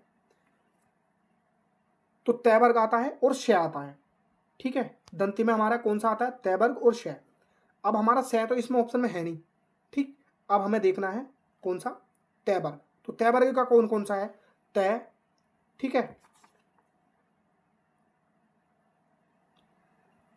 और टय वर्ग का कौन सा है, टय और ठय और च वर्ग। ये केवल इसी तरीके से आधार पर सोल्व किया जा सकता है। अब बहुत सारे बच्चे कहेंगे पीछे से करते, तो हो सकता है कि आपको लंबा मिल जाता, मिल ही जाता। अब हम दंतीय से किया है, तो इसका राइट आंसर क्या होगा हमारा, डी ऑप्शन इसका राइट आंसर होगा। यानी तय जो है हमारा वो दंतीय बत्सरीय अल्पप्राण अघोष वर्ण का उदाहरण कौन सा है, तो इसमें डी ऑप्शन राइट आंसर है। अब आगे आपको देखो, हो सकता है आपको यहाँ कोई भी मिस्टेक देखने को मिल जाए, हो सकता है कि आगे सेटिस्फाई ना हो, लेकिन जब आपने यहाँ देख लिया तो संभावना है एग्जाम में आपके आगे देखने की जरूरत ना पड़े, क्योंकि जब तीनों ऑप्शन आपने काट दिए तो चौथा 100% होगा। अगर इसमें ऑप्शन ये है कि ये नहीं है कि इनमें से कोई नहीं, अगर ई ऑप्शन नहीं है तो आपका बस केवल आपको दंते देखना है और इसे लगाना है, चुपचाप निकल जाना है। लेकिन क्या अब हमें यहाँ पे भी यही करना चाहिए, आपकी इच्छा है, लेकिन आपको मैं ये चीज़ें क्लियर कर देता हूँ कि कौन कौन से, और इसमें सारी चीज़ें सेटिस्फाई कर देता हूँ आपको। तो देखो, अब बत्सर्य को अभी हम बाद में देखेंगे, पहले हम अल्प प्राण देख ले रहे हैं। तो हमने इसमें तय राइट आंसर लगाया है, हमने दंते के हिसाब से इन तीनों को नेग्लेक्ट कर दिया, हटा दिया है। अब हम इसमें तो चेक कर रहे हैं ना, तो अल्प प्राण देख रहे हैं। अल्प प्राण का मैंने कोड क्या बताया था, 1 3 5 135, एक से ऐसे एक नंबर पर आता है ए, और ले जो है ना आधा, इसे आप घुमा करके लिखेंगे तो इस तरीके से लिख जाएगा, तो 3 हो जाएगा। अभी पै जो है ना, पै हिंदी में हम, शायद आपको हिंदी की गिनती याद है भी नहीं मुझे नहीं पता, पर बहुत सारे बच्चों को होंगी भी। तो ये 5 किस तरीके से लिखा जाता था हिंदी में, इस तरीके से, तो आप इसे 5 को इस तरीके से पढ़ना। तो 135 बताया था मैंने आपको, तो 135 में पहला, तीसरा, पांचवा। अब पहला तो यही है ना तय, तो आप इससे भी सेटिस्फाई हो गए। अघोष की बात कर ले रहे हैं। अघोष को क्या बताया था मैंने, जिन ध्वनियों के उच्चारण में स्वर तंत्रियों में कंपन न हो। मैं आपको बहुत ध्यान से पढ़ा रहा हूँ, बहुत समझा के, तो आप प्लीज समझने की कोशिश करना, है ना। और चैनल को भी सब्सक्राइब कर लेना यार, बहुत मेहनत लगती है, आप भी समझदार हैं। और भी कोई भी डाउट हो तो आप मुझे बता सकते हैं, कोई भी आपकी समस्या हो मेरे साथ शेयर करना चाहते हो तो वो भी आप मुझे बता सकते हैं। जल्द ही हम अपनी हेल्पलाइन नंबर भी प्रोवाइड कराएंगे आप सभी को, और आगे भी चीज़ें ऐसी ही लाते रहेंगे आपके लिए। तो आपकी इच्छा है, आप अपनी चीज़ें कमेंट बॉक्स में बता सकते हैं, कोई भी प्रॉब्लम हो, या आपको लग रहा है कि भाई स्लाइड का कलर चेंज करो या कुछ, तो वो भी आप मुझे कमेंट बॉक्स में ज़रूर बताएं। ठीक है, तो इसमें हमने राइट आंसर, डी इसका राइट आंसर है, क्योंकि एगोस में भी कौन सा वर्ग होता है, पहला और दूसरा। दूसरा हम किस आधार पर देखेंगे, क्योंकि दंते ही मिला है, तय हमारा दंते ही है, तो ये भी राइट है। ठीक है, अब अपना नेक्स्ट चल लेते हैं अपने नेक्स्ट प्रश्न पर। नेक्स्ट प्रश्न है, इनमें से तालव्य व्यंजन का उदाहरण कौन सा है। ऑप्शन ए द, ट, ड, ण, और बी ऑप्शन है मैं, पे, जैव है, और ऑप्शन सी है तैथ है, दैध है, ऑप्शन डी है चैच है, जय, झय। इसका जवाब अगर आप जानते हैं तो प्लीज कमेंट बॉक्स में इसका जवाब आप जरूर दें। नहीं जानते तो मैं इसका आपको जवाब दे देता हूं, तो इसका राइट आंसर होगा डी ऑप्शन, यानी चैच है, जैज है, ये इसका राइट आंसर। तालव्य व्यंजन का उदाहरण कौन सा है, मैंने सभी, यानी कचट तप और कतामुदो, यानी कि कंठे तालव्य, आपको मैंने ट्रिक बताई है ना, उसी से आप याद कर लेना। यानी कैसे, कचट तप में कंठे तालव्य मूर्धन्य दंत्य ओष्ठ्य, कंठे में कौन सा कै वर्ग, तालव्य में कौन सा च वर्ग, मूर्धन्य में कौन सा ट वर्ग, ओष्ठ्य दंते में कौन सा तय वर्ग, और ओष्ठ्य में कौन सा पै वर्ग। ठीक है, आई थिंक आप समझ गए होंगे। इस प्रश्न पर ज़्यादा समय नहीं लेंगे, क्यों, क्योंकि हमने पीछे इसका जो इंपॉर्टेंट फैक्ट था वो हमने कंप्लीट कर दिया। नेक्स्ट हमारा प्रश्न है, दंतीय बत्सरीय महाप्राण घोष व्यंजन बण का उदाहरण कौन सा है। देखिए, आपके लिए प्रश्न बहुत शानदार है, बहुत सारे बच्चे इस चीज़ को समझ भी पा रहे होंगे। अगर आप इसका जवाब जानते हैं तो प्लीज़ कमेंट बॉक्स में दें। मेरे से पहला आ रहा है आपका जवाब, तो तभी आप काउंट करना, नहीं तो मत करना, ईमानदारी से रहना। ठीक है, तो इसका 20 का राइट आंसर होगा, यानी कि दंतीय बत्सरीय महाप्राण घोष व्यंजन बड़ का उदाहरण कौन सा है, तो इसका बी ऑप्शन का राइट आंसर है। आई थिंक आप समझ गए होंगे इस बारे में। अब इसको भी क्लियर कर ले रहे हैं, तो सबसे पहले हम चलो पीछे से देख ले रहे हैं ना, कभी आप कहें, देखो मैं बताऊं आपको, ये ऑलरेडी ध्यान देना है प्रश्न में कि पीछे से लंबा होगा या आगे से। देखो ये है घोष, देखो मेरी बात ध्यानपूर्वक सुने, ये है घोष और ये है दंती। तो दंतीय वर्ग है और घोष सभी व्यंजनों में आता है, यानी कि सभी वर्गों में आता है, और दंती से आप केवल एक वर्ग को उठा पाएंगे। ठीक है, तो आप इस तरीके से देख लें कि ये क्या दंतीय, हम एक वर्ग का हिसाब लगाएं, घोष में सभी व्यंजनों के, सभी वर्गों के घोष आते हैं। ठीक है, तो आप इसमें ये देखें कि इसमें जो ऑप्शन दे रखे हैं कि या अनेक अनेक वर्ग के हैं या एक ही वर्ग के हैं या दो वर्ग के हैं या तीन वर्ग के हैं, ये बात देखें आप। अगर आपको लग रहा है कि एक या दो वर्ग के हैं तो आप तुरंत यहाँ से सोल्व कर सकते हैं ऑप्शन से ही। लेकिन अगर आपको लगा कि भाई ये तो चारों ही ऑप्शन है और चारों ही अलग अलग वर्ग से हैं तो आपके लिए सोल्व हो जाएगा, क्योंकि दंतीय जब चारों अलग अलग वर्ग से हैं और एक ही अलग अलग तरीके से हैं तो दंतीय तो आपको आसानी से मिल जाएगा, क्योंकि दंतीय तो एक ही वर्ग होगा। लेकिन अगर आपको लगेगा कि भाई एक ही वर्ग के, दंतीय ही वर्ग के बहुत सारे ऑप्शन दे रखे हैं, सभी ऑप्शन दंतीय के दे रखे हैं, तब आपको पीछे से करने की सलाह देता हूं मैं। समझ गए मेरी बात? मैं कह रहा हूं कि आप इस प्रश्न को किस तरीके से सोल्व करना है। आप पहले दंतीय देखें और फिर पीछे से घोष देख लें। दंतीय अगर आपको लगे कि इस ऑप्शन में सभी व्यंजन दंतीय के हैं तो आप ये देखें कि भाई सभी व्यंजन दंतीय के हैं तो मैं इसे, क्योंकि ऑप्शन को हटा नहीं सकता, तो मैं घोष से देखूंगा। अब लगे कि भाई दंतीय वर्ग से देखूं, मैं क्यों देखूं, तब देखना जब आपके ऑप्शन सभी वर्ग के हों। कहने का मतलब ये अलग वर्ग का हो, ये अलग, ये अलग, ये अलग, तो आपको संभावना है कि भाई फिर तो एक ही वर्ग में मिलेगा ना, आपको एक ही ऑप्शन में मिलेगा ना दंतीय वर्ग का। बाकी अगर अलग अलग बांट रखे हैं तो आप फिर ऑप्शन से करना, मतलब आप फर्स्ट से शुरू करना। अगर आपको लगे कि भाई दंतीय के सारे ऑप्शन दंतीय वर्ग के ही हैं तो पीछे से सोल्व करना, ये बेटर तरीका है। आपको सही लगा? ठीक है, तो मुझे बताएं। तो दंतीय वर्ग की अगर हम बात करें, 16वां प्रश्न है हमारा, तो इसका राइट आंसर क्या होगा हमारा? दंती की बात कर ले रहे हैं तो मैं आपको पूरा क्लियर करके बताता हूँ। ठीक है, दंती में कौन सा हमारा आता है? हमारा तैत है, दैद है, न। ठीक है, तो इसमें ऑप्शन ए तय वर्ग का आता है या नहीं, तो इसमें ये छह कौन से वर्ग का आता है? ये चय वर्ग का है, तो आप इसे इस तरीके से काट सकते हैं। ठीक है, नेक्स्ट है हमारा ध। तो अब हमें देखना है कि क्या दंतीय वर्ग में कौन सा आता है हमारा? दंतीय वर्ग में तय वर्ग। तो तय वर्ग में कौन कौन से व्यंजन आते हैं? हमारा तय, थ, द, ध, न। अब ध तो तय हमारे दंतीय में ही आता है, थ भी हमारा आता है, लेकिन ट और ठ किस में आता है? ट वर्ग में आता है ठ। तो ट हमारा कौन सा? मूर्धन्य है, तो आप इस ऑप्शन को भी काट सकते हैं। अब आपके पास दो ऑप्शन है। अब आपको स्पीड दिखानी है कि आपको दंतीय से करना है या घोष से करना है। ठीक है, अब दंतीय से करेंगे तो आप देखो, दंतीय से करेंगे तो फिर आगे बढ़ेंगे, फिर इधर को बढ़ेंगे, तो आप एक बार इसमें घोष में भी ध्यान दे लें। तो घोष का क्या बताया था मैंने? तीसरा और चौथा, पांचवा। अब इसमें से देखना है कौन सा व्यंजन तीसरा, चौथा, पांचवा है। तो हमारा कौन सा था? तय वर्ग, तैत है, दैद है, न। अब हमारा ध कौन सा है? तैत है, दैद है, ये हमारा चौथे नंबर का है। अब हमें घोष में क्या देखना होता है? तीसरा, चौथा, पांचवा, तो ये चौथे नंबर का है, तो इसे आप लगा सकते हैं। और इसमें थ की बात करें दूसरे नंबर का, तो दूसरे नंबर का ये नहीं आता, तो इसमें राइट आंसर कौन सा होगा आपका? ध, यानी 20 का राइट आंसर होगा। तो इस तरीके से सोल्व करें। नेक्स्ट हमारा प्रश्न देखते हैं, यरलवे किस वर्ग के व्यंजन हैं? अब आपको इसके बारे में बताना है, ये आपको थोड़ा सा नया टॉपिक मिल गया। अब ए अंत्यस्थ व्यंजन है यरलवे, और ऑप्शन बी ऊष्म व्यंजन है, और ऑप्शन सी तालव्य व्यंजन है, और ऑप्शन डी औष्ठ्य व्यंजन है। कौन सा है आप इसके बारे में बताएं, यरलवे किस वर्ग के व्यंजन है?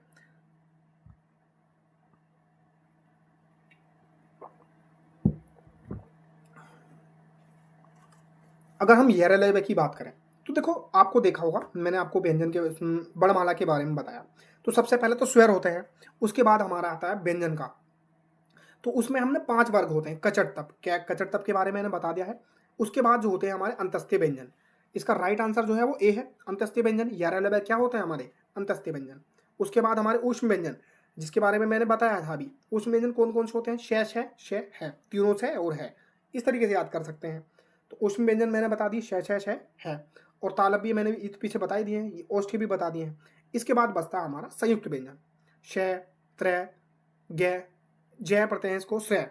ठीक है, ये चारों जो होते हैं हमारे संयुक्त व्यंजन होते हैं। आई थिंक आप समझ गए होंगे इसके बारे में। आगे और प्रश्न आएंगे तो हम उसके बारे में भी बात कर लेंगे। नेक्स्ट प्रश्न हमारा, कौन सा वर्ण उच्चारण की दृष्टि से दंते नहीं है? अब आप इस प्रश्न को ध्यानपूर्वक पढ़ना। क्यों? क्योंकि इसमें नहीं है। अगर आपका ऑफलाइन पेपर है तो आप इस तरह की टिक कर सकते हैं, क्योंकि इससे आपका प्रश्न करना सोल्व हो आसान हो जाता है।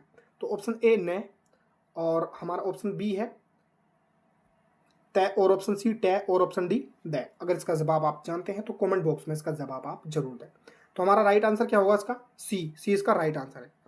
देखो, ईमानदारी पूर्वक मेरे से पहले आपका जवाब आ रहा है, तभी आप बताना। तो अब इसमें इंपॉर्टेंट बात क्या है कि दंत्य नहीं है, यानी 3 हमारे दंत्य होंगे, एक नहीं होगा।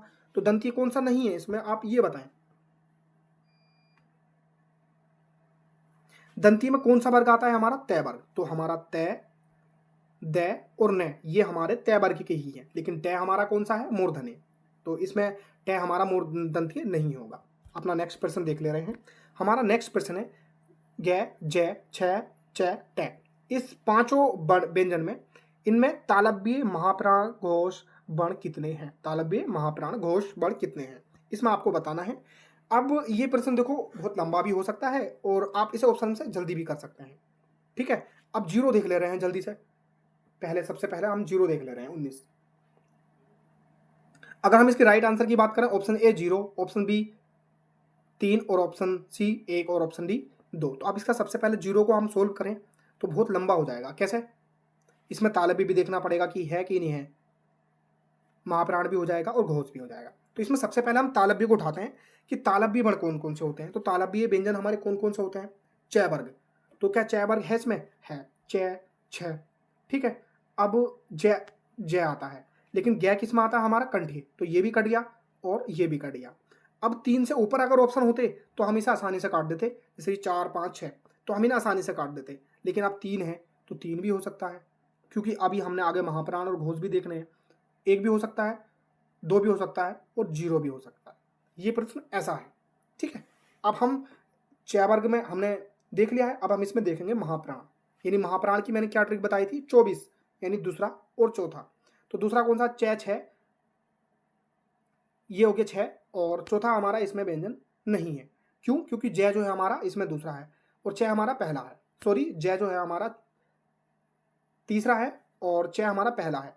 टय और गय हमने पहले काट दिए हैं, जय हमने इस वजह से काटा क्योंकि ये तीसरा है। तीसरा क्यों है, क्योंकि महाप्राण हम तीसरे में काउंट नहीं करते, वो अल्पप्राण में आता है। तो जय को भी काट दिया हमने, टय को भी काट दिया। चय हमारा पहले से ही कट गया, क्यों, क्योंकि वो पहले नंबर पर आता है, महाप्राण दूसरा और चौथे नंबर पर आता है। तो इस वजह से अब 6 बचा। ठीक, तो अभी आप तीसरा ऑप्शन भी काट दें और दूसरा भी काट दें। अब बचा ऑप्शन 1 और 3, 1 और 0। तो अब इसमें से क्या होगा, क्या हम जल्दी से एक ही लगा दें, नहीं, अब आपको ये भी पढ़ना पड़ेगा। अब आपको घोष भी देखना होगा कि घोष कौन सा होगा।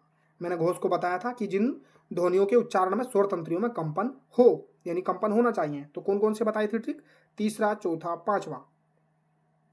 ठीक है, तो अब इसका क्या ये 6 जो है तीसरा, चौथा, पांचवें में आता है, नहीं आता। क्यों, क्योंकि ये तो खुद दूसरा है, तो दूसरा इसमें नहीं आता, तो ये भी कट जाएगा। तो इसका राइट आंसर क्या होगा, बहुत सारे बच्चे अच्छे जवाब देते हैं, तो इसका राइट आंसर 0 होगा। चलिए अपना नेक्स्ट प्रश्न देख ले रहे हैं हम।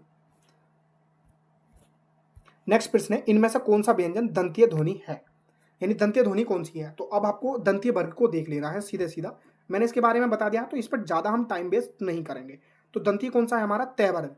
तो तय, थ, द, ध, केवल इसमें तय वर्ग एक ही है, यानी ऑप्शन बी इसका राइट आंसर है। नेक्स्ट प्रश्न देख ले रहे हैं। देखो, जो प्रश्न पे समय देने का होगा मैं उस पर समय दूंगा। आप ये सोच करके बात मत करना कि भाई क्लास बहुत लंबी हो रही है। देखो, ध्यानपूर्वक मेरी ये कोशिश है कि आप इस सीरीज को किसी भी एग्जाम के लिए कभी भी देख लें। ठीक है, तो हमारा 22वां प्रश्न है, इनमें से किन वर्णों को व्यंजन कहा जाता है। ऑप्शन ए, जिनका उच्चारण स्वरों के वर्णों की सहायता से किया जा सके, और ऑप्शन बी, जो बलाघात हो, ऑप्शन सी, जिनका उच्चारण संभव नहीं, और ऑप्शन डी, जो कठिनता से उच्चारित हों। तो इसका राइट आंसर क्या होगा, ए इसका राइट आंसर होगा। 22 का हमारा राइट आंसर क्या है, ए, यानी जिनका उच्चारण स्वरों के वर्णों की सहायता से किया जाता है। अब इसमें क्या बात समझे आप कि व्यंजन की परिभाषा आपसे पूछी जा सकती है। तो व्यंजन की क्या परिभाषा होगी, जिनका उच्चारण स्वरों के वर्णों की सहायता से किया जाता है और स्वतंत्र रूप से किया जाता है जिनका वे स्वर होते हैं। ठीक है, दोनों मैंने क्लियर कर दिए इसमें। नेक्स्ट है हमारा, इनमें से किस शब्द में री की मात्रा का उपयोग हुआ है। देखिए, मैंने सभी तरह के प्रश्न डालने की कोशिश की है, चाहे तो वो व्यंजन से हो, स्वर से हो, आयोगबा हो, या फिर महाप्राण, अल्पप्राण, या बहुत बहुत लंबे भी, और सब तरह के डालने की कोशिश की है। इसी तरह का मात्राएं से भी पूछा जाता है सवाल, तो मात्राओं के बारे में भी पूछा जाता है। तो इनमें से किस शब्द में री की मात्रा का प्रयोग हुआ है। ऑप्शन ए वृष्टि, और ऑप्शन बी रिपु, और ऑप्शन सी क्रिया, और ऑप्शन डी वर्ग। इसका जवाब बताएं आप, अगर आप जानते हैं। नहीं जानते तो उसका एक इसका राइट आंसर होगा। ठीक है, मैं पहले ही बोल रहा हूँ, जिस पर समय देने का होगा मैं उस पर समय दूंगा। ठीक है, परेशान ना हो, मैं नए बच्चे और पुराने बच्चे दोनों को कैप्चर करूंगा। बस आपको लास्ट में अपना स्कोर बताना है कि आपका कितना स्कोर हुआ। और ये सीरीज कब तक चलेगी ये सवाल आप ना करें। मेरा उद्देश्य है कि मैं आपको सारे चैप्टर कंप्लीट कराऊं। आपका भी उद्देश्य होना चाहिए भाई कि आप चैनल को ज़्यादा से ज़्यादा सब्सक्राइब कराएं लोगों से, खुद भी करें और अपना फीडबैक भी दें। तो चलिए अपना अपना हम नेक्स्ट प्रश्न देखते हैं, जो कि 28वें नंबर का हमारा प्रश्न है। इसका जवाब आप मुझसे पहले दें, ठीक है। घे घे ड ट ठ और त, इन पांचों वर्ण व्यंजन में इनमें कितने अघोष व्यंजन हैं? ऑप्शन ए 1, ऑप्शन बी 4 और ऑप्शन सी 2 और ऑप्शन डी 3। अभी तक जवाब दिया है आपने या नहीं, प्लीज बताएं। नहीं दिया है तो ईमानदारी पूर्वक बताएं। अगर आपको वाकई में याद है ये आंसर, तो नहीं जानते तो इसका बी सी इसका राइट आंसर, यानी 2 इसमें जो वर्ड है वो एघोष हैं, ठीक है। अब इसमें आप व्यंजन वर्ग के हिसाब से नहीं देख सकते। क्यों? क्योंकि इसमें एघोष पूछा है। एघोष सभी वर्ग में होते हैं, चाहे तो वो कंठे हो या फिर तालव्य हो, मूर्धन्य हो या दंत्य ओष्ठी, कुछ भी हो उसमें एघोष होते ही हैं। क्योंकि एघोष की क्या परिभाषा बताई थी? जिन ध्वनियों के उच्चारण में स्वर तंत्रियों में कंपन न हो। घोष मतलब होता है कंपन होना, और एघोष यह जिसमें कंपन ना हो। तो एघोष की क्या ट्रिक बताई थी? पहला और दूसरा। अब आपको ये देखना है कि क्या घ जो है वो पहला है या दूसरा है, ये देखें आप। तो घैस में कौन सा नंबर का आता है? चौथे नंबर का, तो ये कट जाएगा, ठीक। अब गै को देखना है। गै को मैंने क्या बताया था एघोष में? पहला और दूसरा, तो ये कौन सा है? तीसरा, ये भी कट जाएगा। पहला और दूसरा में देखना है ना।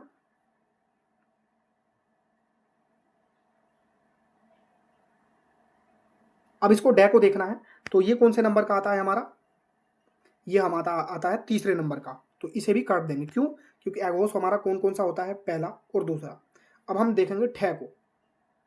ठै को पहला और दूसरा होता है, तो ठे हमारा दूसरा है, तो इसे हम राइट कर देंगे। अब हम बात करेंगे तय को।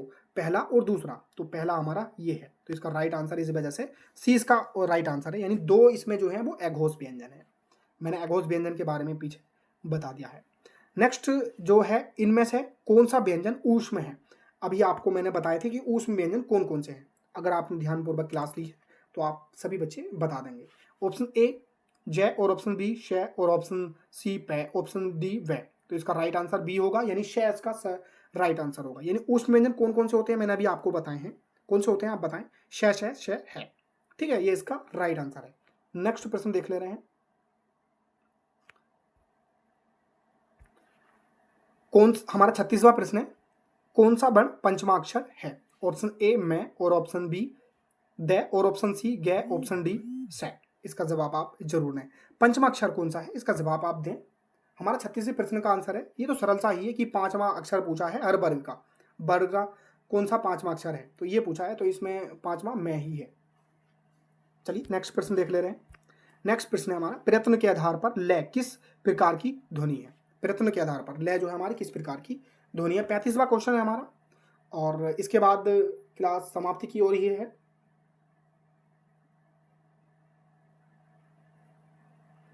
प्रयत्न के आधार पर हमारा कौन सा है?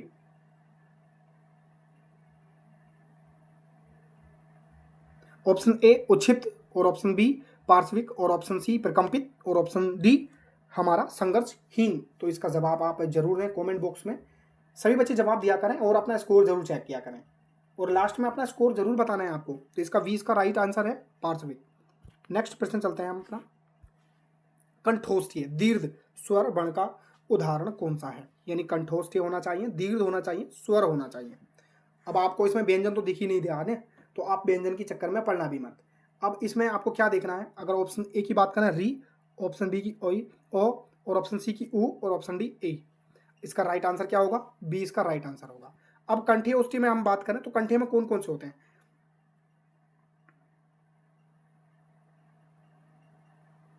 इसका जवाब आप कमेंट बॉक्स में दें।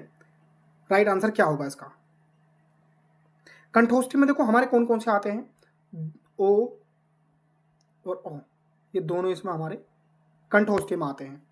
अब इसमें पूछा है कि दीर्घ कौन सा है, तो दीर्घ इसमें यही है, ठीक है। अब मैंने अभी थोड़ी देर पहले आपको बताया था कि भी लघु स्वर और दीर्घ स्वर। तो लघु स्वर मैंने कौन कौन से बताए थे आपको, या जिसको हर्ष स्वर भी कहते हैं, कौन से थे वो? ऋषि उ, ये 2 थे। तो आप इसे इस तरीके से भी आउट कर सकते हैं। देखो मैंने दीर्घ स्वर से अभी हर्ष स्वर के बारे में बताया था, फिर दीर्घ के बारे में, तो मैंने उसमें बता दिया था आपको कि दीर्घ स्वर की मतलब कहने का है कि जब हम स्वरों का वर्गीकरण करेंगे तो उसमें मात्रा उच्चारण काल के आधार पर जब हम स्वरों को देखते हैं तो स्वर 2 प्रकार के होते हैं, हर्ष स्वर और दीर्घ स्वर और प्लुप्त स्वर। जनरली 2 प्रकार के होते हैं, लेकिन मूलतः 3 प्रकार के होते हैं, ह्रस्व स्वर, दीर्घ स्वर, प्लुप्त स्वर। ह्रस्व स्वर कौन होते हैं? जिनके उच्चारण में कम समय लगता हो, अर्थात एक मात्रा का समय। तो कौन कौन से? आ, उ, ई, ऋषि। ठीक है। तो नेक्स्ट प्लुप्त स्वर, जिनके उच्चारण में ह्रस्व स्वर से अधिक समय लगता हो, मतलब कह सकते हैं जितने बचे। तो री और उ तो इसमें आते ही हैं, ये सब जानते हैं आप। अब कंठोष्ठी में भी बात करें तो अगर हम बात करें कि कंठोष्ठी है दीर्घ स्वर, तो इसमें 20 का राइट आंसर होगा।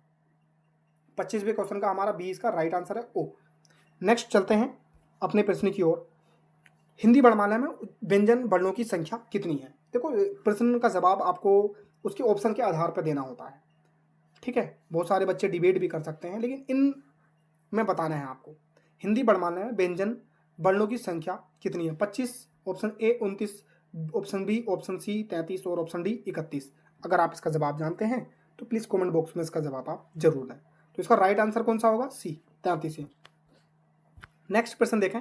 हिंदी शब्दकोश में श का क्रम किस वर्ण के बाद आता है? इसका जवाब आप अगर जानते हैं तो बताएं। ऑप्शन ए जय और ऑप्शन, देखो इसे हो सकता है बहुत सारे बच्चे ज्ञ पढ़ें, लेकिन ये क्या होता है? जय होता है हमारा विज्ञान। ठीक है, आई थिंक आप समझ गए होंगे। ऑप्शन ए जय और ऑप्शन बी त्रय और ऑप्शन सी है और ऑप्शन डी कै। तो इसका जवाब आप कमेंट बॉक्स में दें। देखो, अगर आप शब्दकोश के बारे में जानते हैं तो बहुत अच्छी बात है, क्योंकि देखो अब मैं इसमें बताऊंगा तो बहुत लंबी क्लास हो जाएगी अपना, क्योंकि अभी इस सीरीज के बाद हम चैप्टर वाइज कंप्लीट करेंगे बिल्कुल थ्योरी, तो आप वहाँ पे कवर कर लेना। तो अगर हम बात करें इसका राइट आंसर डी, इसका राइट आंसर क्या के बाद से का स्थान आता है। क्यों आता है, कैसा आता है, हम नेक्स्ट सीरीज में बात कर लेंगे। देखो 40 प्रश्न है पूरे। 39वां प्रश्न अगर हम बात करें तो इनमें से री क्या है? ऑप्शन ए एक व्यंजन है, ऑप्शन बी संयुक्त व्यंजन है, ऑप्शन सी दोनों है और ऑप्शन डी स्वर है। देखो मैंने अभी देखो क्लास ध्यानपूर्वक दे रहे होंगे बच्चे, तो वो फटाफट आंसर दे देंगे। जो नहीं देख रहे होंगे वो आप समझ ही रहे हैं।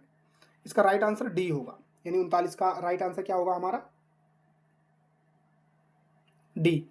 अभी मैंने इसको कहां पर बताया था आपको? ह्रस्व स्वर में। नेक्स्ट प्रश्न देखते हैं अपना।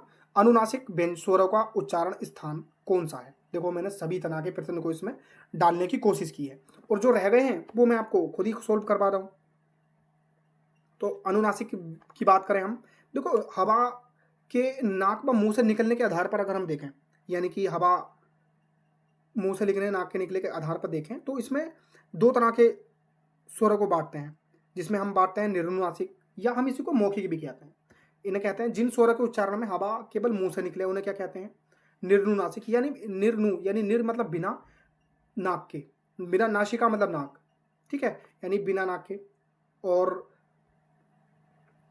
अनुनासिक यानी कि नाक के साथ में। अनुनासिक स्वरों का उच्चारण स्थान कौन सा है? नाक और मुंह। कहने का मतलब यह है कि जिनके उच्चारण में हवा केवल मुंह से निकलती है उन्हें निर्नुनासिक या मौखिक स्वर कहते हैं। और अनुनासिक जिन स्वर के उच्चारण में हवा मुंह के साथ साथ नाक से भी निकलती है, उन्हें हम अनुनासिक स्वर कहते हैं। तो इसका ऑप्शन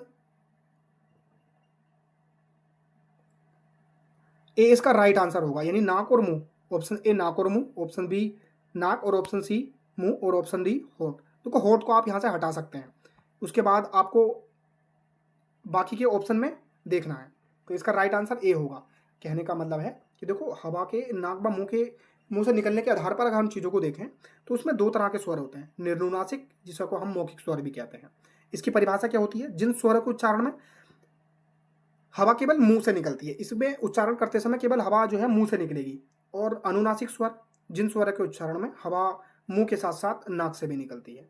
ठीक है, जिसमें चंद्र बिंदु का प्रयोग किया जाता है। ये मैंने अनुनासिक के बारे में बता दिया। हिंदी में मूलतः वर्णों की संख्या कितनी है? अब देखो वर्तमान समय में के हिसाब से इस प्रश्न को देखें और पिछली क्लासों के, क्योंकि अगर बहुत सारे बच्चे ऐसे होंगे जो प्रीवियस देखते होंगे तो वो कहेंगे इसमें 52, और अब जो नए हैं वो 53 है। ठीक है, तो आपको अब के हिसाब से बात करें तो इसका राइट आंसर सी होगा, यानी हिंदी में मूलतः वर्णों की संख्या कितनी है? 53। ये मैंने करंट के हिसाब से बता दिया आपको। पिछली क्लासों में आपको 52 देखने को मिलेगा, क्यों? क्योंकि अभी आपको ऐड किया गया है एक 50, तो इस 50 और 51 की तो कोई बात है ही नहीं, 52 और 53 है।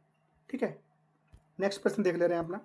मैं आपको बता देता हूँ कि 52, चलो 52 अभी हम जब नेक्स्ट सीरीज में पूरे कंप्लीट करेंगे तो उसमें आपको बता देंगे। अभी बहुत सारे बच्चे कहेंगे कि 40 प्रश्न इतनी लंबी क्लास में सोल्व हो रहे हैं। ठीक है, तो आप समझ ही रहे हैं सारी चीज़ें। स्पर्श वर्णों की संख्या कितनी है? 33वां हमारा प्रश्न है, स्पर्श वर्णों की संख्या कितनी है? अगर आप इसका जवाब जानते हैं तो बताएं। और देखो इन ऑप्शंस के हिसाब से बताना है answer. Option A 11, option B 14 और ऑप्शन सी 3 और ऑप्शन डी 25। इसके राइट आंसर की बात करें तो ऑप्शन डी 25 इसका राइट आंसर होगा। मैंने फिर बोला कि आप ऑप्शन के हिसाब से अपना आंसर बताएं। नेक्स्ट प्रश्न देखते हैं हम अपना। हमारा नेक्स्ट प्रश्न है, इनमें से किसके बिना कोई व्यंजन उच्चारित नहीं किया जा सकता? ऑप्शन ए स्वर के बिना, ऑप्शन बी अनुस्वार के बिना, ऑप्शन डी उपसर्ग के बिना और ऑप्शन सी है हमारा उपसर्ग के बिना, ऑप्शन डी है हमारा विसर्ग के बिना। इसके राइट आंसर अगर आप जानते हैं तो प्लीज कमेंट बॉक्स में दें, नहीं जानते तो इसका ए ऑप्शन इसका राइट आंसर, यानी स्वरों के बिना कोई व्यंजन उच्चारित नहीं किया जा सकता। अभी मैंने इसके पीछे परिभाषा बताई है तो इसलिए ज़्यादा समय इस पर वेस्ट नहीं करेंगे। जिन स्वर के उच्चारण में दो मात्राएं लगती हैं उन्हें क्या कहते हैं? इससे पहले मैंने आपको बताया था, आई थिंक समझ गए होंगे बच्चे। और अगर हम इसमें देखें, ऑप्शन ए संयुक्त स्वर, ऑप्शन बी मूल स्वर, ऑप्शन सी गुरु स्वर और ऑप्शन डी लघु स्वर। अब देखो मैंने अभी आपको बताया था स्वरों का वर्गीकरण, तो मात्रा या उच्चारण काल के आधार पर हमने स्वरों को देखा था। तो उसमें मैंने बताया था हर्ष स्वर, हर्ष स्वर को ही लघु स्वर कहते हैं, हर्ष स्वर को ही मूल स्वर कहते हैं। ठीक है। अब फिर दूसरा क्या बताया था मैंने? दीर्घ स्वर, उसी को मैंने बताया था गुरु स्वर। ठीक है। तो इसका राइट आंसर क्या होगा? जिनमें दो मात्रा का समय लगता है। हर्ष स्वर मैंने बताया था जिनके उच्चारण में कम समय या एक मात्रा का समय लगता है, और हर्ष स्वर से अधिक समय जिनमें लगता है उनको गुरु स्वर या दीर्घ स्वर कहते हैं, अर्थात तो दो मात्राओं का समय जिनमें लगता है उनको गुरु स्वर कहते हैं। तो इसका राइट आंसर क्या हो गया हमारा? इसका राइट आंसर हो गया हमारा सी, इसका राइट आंसर, यानी 32वें प्रश्न का हमारा गुरु स्वर आंसर राइट होगा। नेक्स्ट प्रश्न देख ले रहे हैं अपना। जय बड़ किन वर्णों के सहयोग से बना है? ऑप्शन ए जय प्लस हुए और ऑप्शन डी जय प्लस सी है और ऑप्शन सी जय प्लस हुए आ आई और ऑप्शन डी है जय प्लस ध। मैं दोबारा ऑप्शन पढ़ रहा हूँ, जय प्लस हुए, और इस प्रश्न को बहुत ध्यानपूर्वक देखना। ठीक है। आप बहुत सारे बच्चे इसका सही जवाब नहीं देंगे, 95% बच्चे सही जवाब नहीं देंगे। मैं लिख करके दे सकता हूँ ये बात को, क्योंकि आपने इंपॉर्टेंट बात नोट ही नहीं की और ये प्रश्न मैं तभी लेकर के आया हूँ। ऑप्शन ए है जय प्लस हुए और ऑप्शन बी है जय प्लस ये और ऑप्शन सी है जय प्लस आ और ऑप्शन डी है जय प्लस ध। अगर आप इसका जवाब जानते हैं तो प्लीज कमेंट बॉक्स में इसका जवाब आप जरूर दें। देखिए अगर आप इस प्रश्न का इस ऑप्शंस के हिसाब से आंसर ढूंढेंगे तो शायद मिलना बहुत मुश्किल हो जाएगा और शायद मिलेगा भी नहीं। अब बहुत सारे बच्चे डिबेट भी कर लेंगे कि भाई नहीं मिल सकता है, नहीं मिल सकता, किसी भी कीमत पर नहीं मिल सकता। क्यों नहीं मिल सकता? क्योंकि इसमें हलंत नहीं है। हम ऐसा भी नहीं है कि हम इस वाले ऑप्शन बी ऑप्शन में लगा देंगे हलंत तब हो जाएगा, नहीं, ये भी गलत है, ये भी गलत है, ये भी गलत है, कायदे में सभी गलत है, लेकिन अगर हम इस पर हलंत लगा देते हैं तब ये हमारा राइट हो जाएगा। ठीक है। बिना हलंत के ये आंसर इसमें से कोई सा भी नहीं है। तो बहुत सारे प्रश्न ऐसे भी मिलेंगे क्योंकि मैं सभी तरह के प्रश्न ला रहा हूँ और आपके साथ भी तो मुझे थोड़ा सा देखना है ना कि आप ऐसे ही टिक कर रहे हैं, आप ध्यान भी दे रहे हैं। चलिए अपना नेक्स्ट प्रश्न देखते हैं हम। नेक्स्ट प्रश्न है हमारा 26वां। इनमें से कौन सा वर्ड अघोष है? घोष अघोष के बारे में हमने बात कर ली है सारी, और अब हम बात करेंगे हमारे 26वें प्रश्न की। तो ऑप्शन ए डे, ऑप्शन बी जय, ऑप्शन सी चे और ऑप्शन डी जय। इसका राइट आंसर अगर आप जानते हैं तो प्लीज कमेंट बॉक्स में इसका जवाब आप जरूर दें। नहीं जानते तो हम बताएंगे आपको, क्योंकि हम बताने के लिए ही बैठे हैं आपके पास। 26वें आंसर का राइट आंसर होगा हमारा सी, यानी सी इसका ऑप्शन राइट आंसर है। अब क्यों है, मैंने एगोस के बारे में पीछे बात कर ली है। नेक्स्ट अगर हम देखें, इनमें से समृद्ध स्वर कौन सा है? अब थोड़ा सा समृद्ध के बारे में जान ले रहे हैं, उससे पहले हम आंसर के बारे में भी बात कर लें। अगर हम इसके आंसर की बात करें, ऑप्शन ए आ है और ऑप्शन बी ई, ऑप्शन सी ओ, ऑप्शन डी आ। अगर इसका राइट आंसर आप जानते हैं तो प्लीज कमेंट बॉक्स में इसका जवाब आप जरूर दें।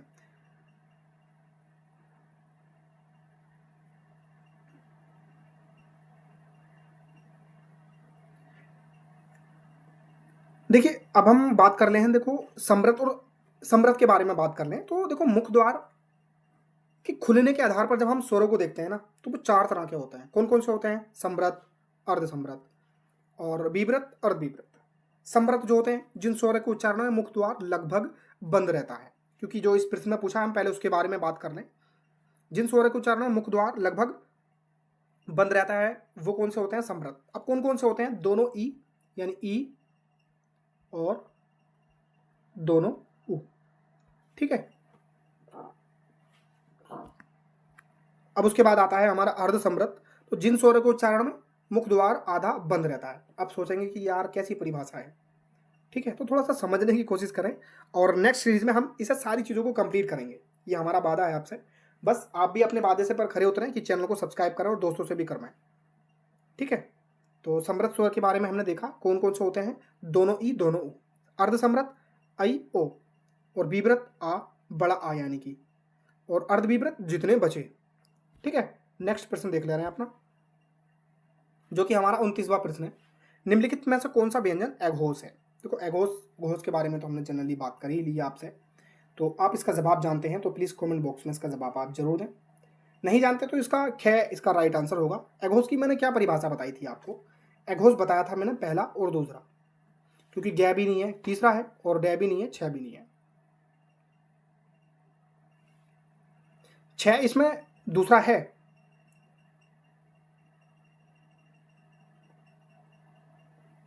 इस प्रश्न को देखो ध्यानपूर्वक देखें, इस प्रश्न को एक बार और देख ले रहे हैं। देखो अघोष व्यंजन की बात की है, तो अघोष व्यंजन मतलब जिन ध्वनि के उच्चारण में स्वर तंत्रियों में कंपन न हो, यानी कंपन नहीं होना चाहिए। तो इसकी ट्रिक क्या बताई थी? पहला और दूसरा।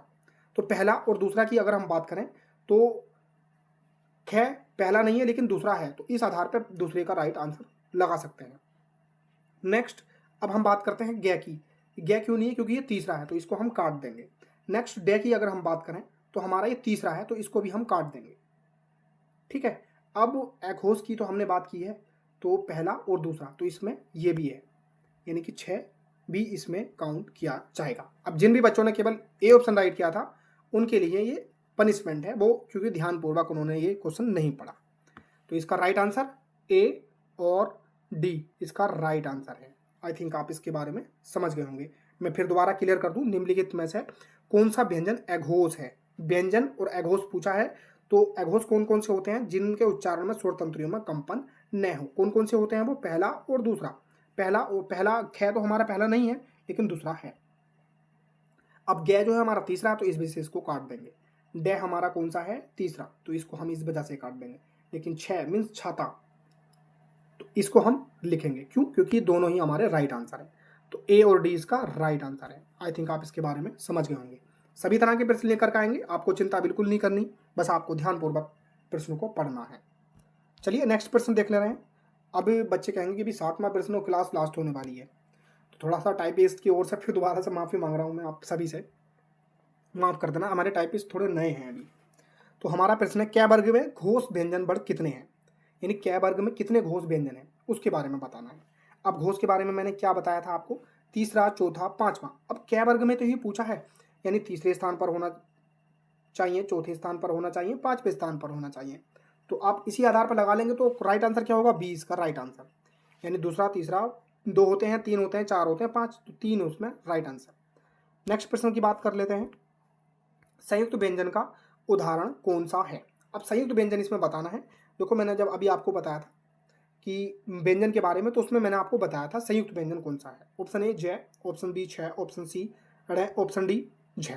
इसका राइट आंसर क्या होगा? आप प्लीज कमेंट बॉक्स में इसको जवाब आप जरूर दें। नहीं जानते तो हम बताएंगे आपको कि 8वें प्रश्न का क्या राइट आंसर होगा।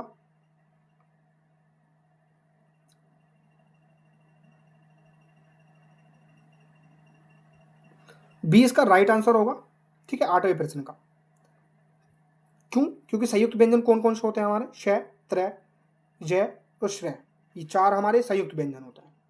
नेक्स्ट चल रहे हैं हम अपने प्रश्न पर। मूर्धन्य अल्पप्राण व्यंजन कौन सा है? अगर हम 9वें प्रश्न को देखें, मूर्धन्य अल्पप्राण व्यंजन कौन सा है, तो हमारा मूर्धन्य कौन सा वर्ग होता है? हमारा ट वर्ग। तो ट वर्ग में च आता है? नहीं। में आता है? नहीं। अब ठ आता है जी और डे भी आता है। लेकिन अब पूछा है हमारा अल्पप्राण, यानी पहला, तीसरा, पांचवा। क्या ठ हमारा पहला है? नहीं। दूसरा है? तीसरा भी नहीं है, पांचवा भी नहीं है। डे हमारा पहला है? नहीं। तीसरा है? हाँ। तो इसकी वजह से ये आंसर इसका राइट होगा। तो चलिए अपना नेक्स्ट प्रश्न देख ले रहे हैं। श ध्वनि का उच्चारण स्थान इनमें से कौन सा है? देखो अभी आपको याद होगा तो मैंने आपको बताया था कि शय के बारे में। तो शय अभी किस चीज़ में आता है हमारा, अगर हम इन ऑप्शन के हिसाब से देखें तो ऑप्शन ए दंतीय, ऑप्शन बी औष्ठ्य और ऑप्शन सी मूर्धन्य और ऑप्शन डी तालव्य। अगर आप इसका जवाब जानते हैं तो प्लीज़ कमेंट बॉक्स में इसका जवाब आप जरूर दें। अब सबसे इंपॉर्टेंट बात तो ये है ना कि ये प्रश्न आपके लिए है। तो HW ये प्रश्न है, तो मेरी ऐसी उम्मीद है कि आप अपना HW का क्वेश्चन बताएंगे और इसके बारे में भी बताएंगे कि आपका कितना स्कोर बना। इस क्लास का टारगेट था 40 में से, और टोटल 40 क्वेश्चन इसमें हमने कराए हैं। तो बहुत सारे बच्चों के अच्छा स्कोर भी होगा, अगर जिनका कम है उन्हें परेशान नहीं होना है। पहली बात तो इसका HW का प्रश्न का जवाब देना है, दूसरा अपना स्कोर बताना है, क्लास का फीडबैक भी देना है। और भी कोई डाउट हो तो आप मुझे कमेंट बॉक्स में बता सकते हैं, या किसी अन्य सब्जेक्ट पर क्लास चाहिए तो वो भी आप मुझे बता सकते हैं। अब आप ये सोच के तैयारी मत करना कि जब वैकेंसी आएंगी तभी पढ़ेंगे, क्योंकि देखो ये चीज़ गलत है आपके लिए। अभी से आपको तैयारी करनी पड़ेगी, आप भी बहुत अच्छे तरीके से जानते हैं। मैंने बहुत सारी चीज़ें कवर करने की कोशिश की है, हालांकि क्लास लंबी हो गई है तो उसके लिए सॉरी। बस ये कि सीरीज इस वजह से बनाई जा रही है कि आपका फ़ायदा हो, शेर व शायरी नहीं, फालतू की चीज़ें नहीं, केवल आपके कॉन्सेप्ट क्लियर। क्योंकि यहाँ पर मैंने लिख रखा है क्वेश्चन प्लस इंपॉर्टेंट फैक्ट। इस क्लास को आप चाहे तो यूपी पुलिस कांस्टेबल हो या फिर यूपीएसआई हो या कोई भी ऐसा एग्जाम या टीजीटी पीजीटी जिसमें आपकी हिंदी पूछी जाती है, ये सब मैं कवर करेगा। आई थिंक क्लास कैसी लगी आपको बताएं, मेरे हिसाब से बहुत अच्छी थी। और अभी तक जुड़े रहने के लिए बहुत बहुत धन्यवाद। चैनल को सब्सक्राइब कर लें, दोस्तों के साथ साझा जरूर करें। इस क्लास की पीडीएफ आपको अपने आदम्य करियर एकेडमी के टेलीग्राम चैनल पर मिल जाएगी। जय हिंद, जय भारत।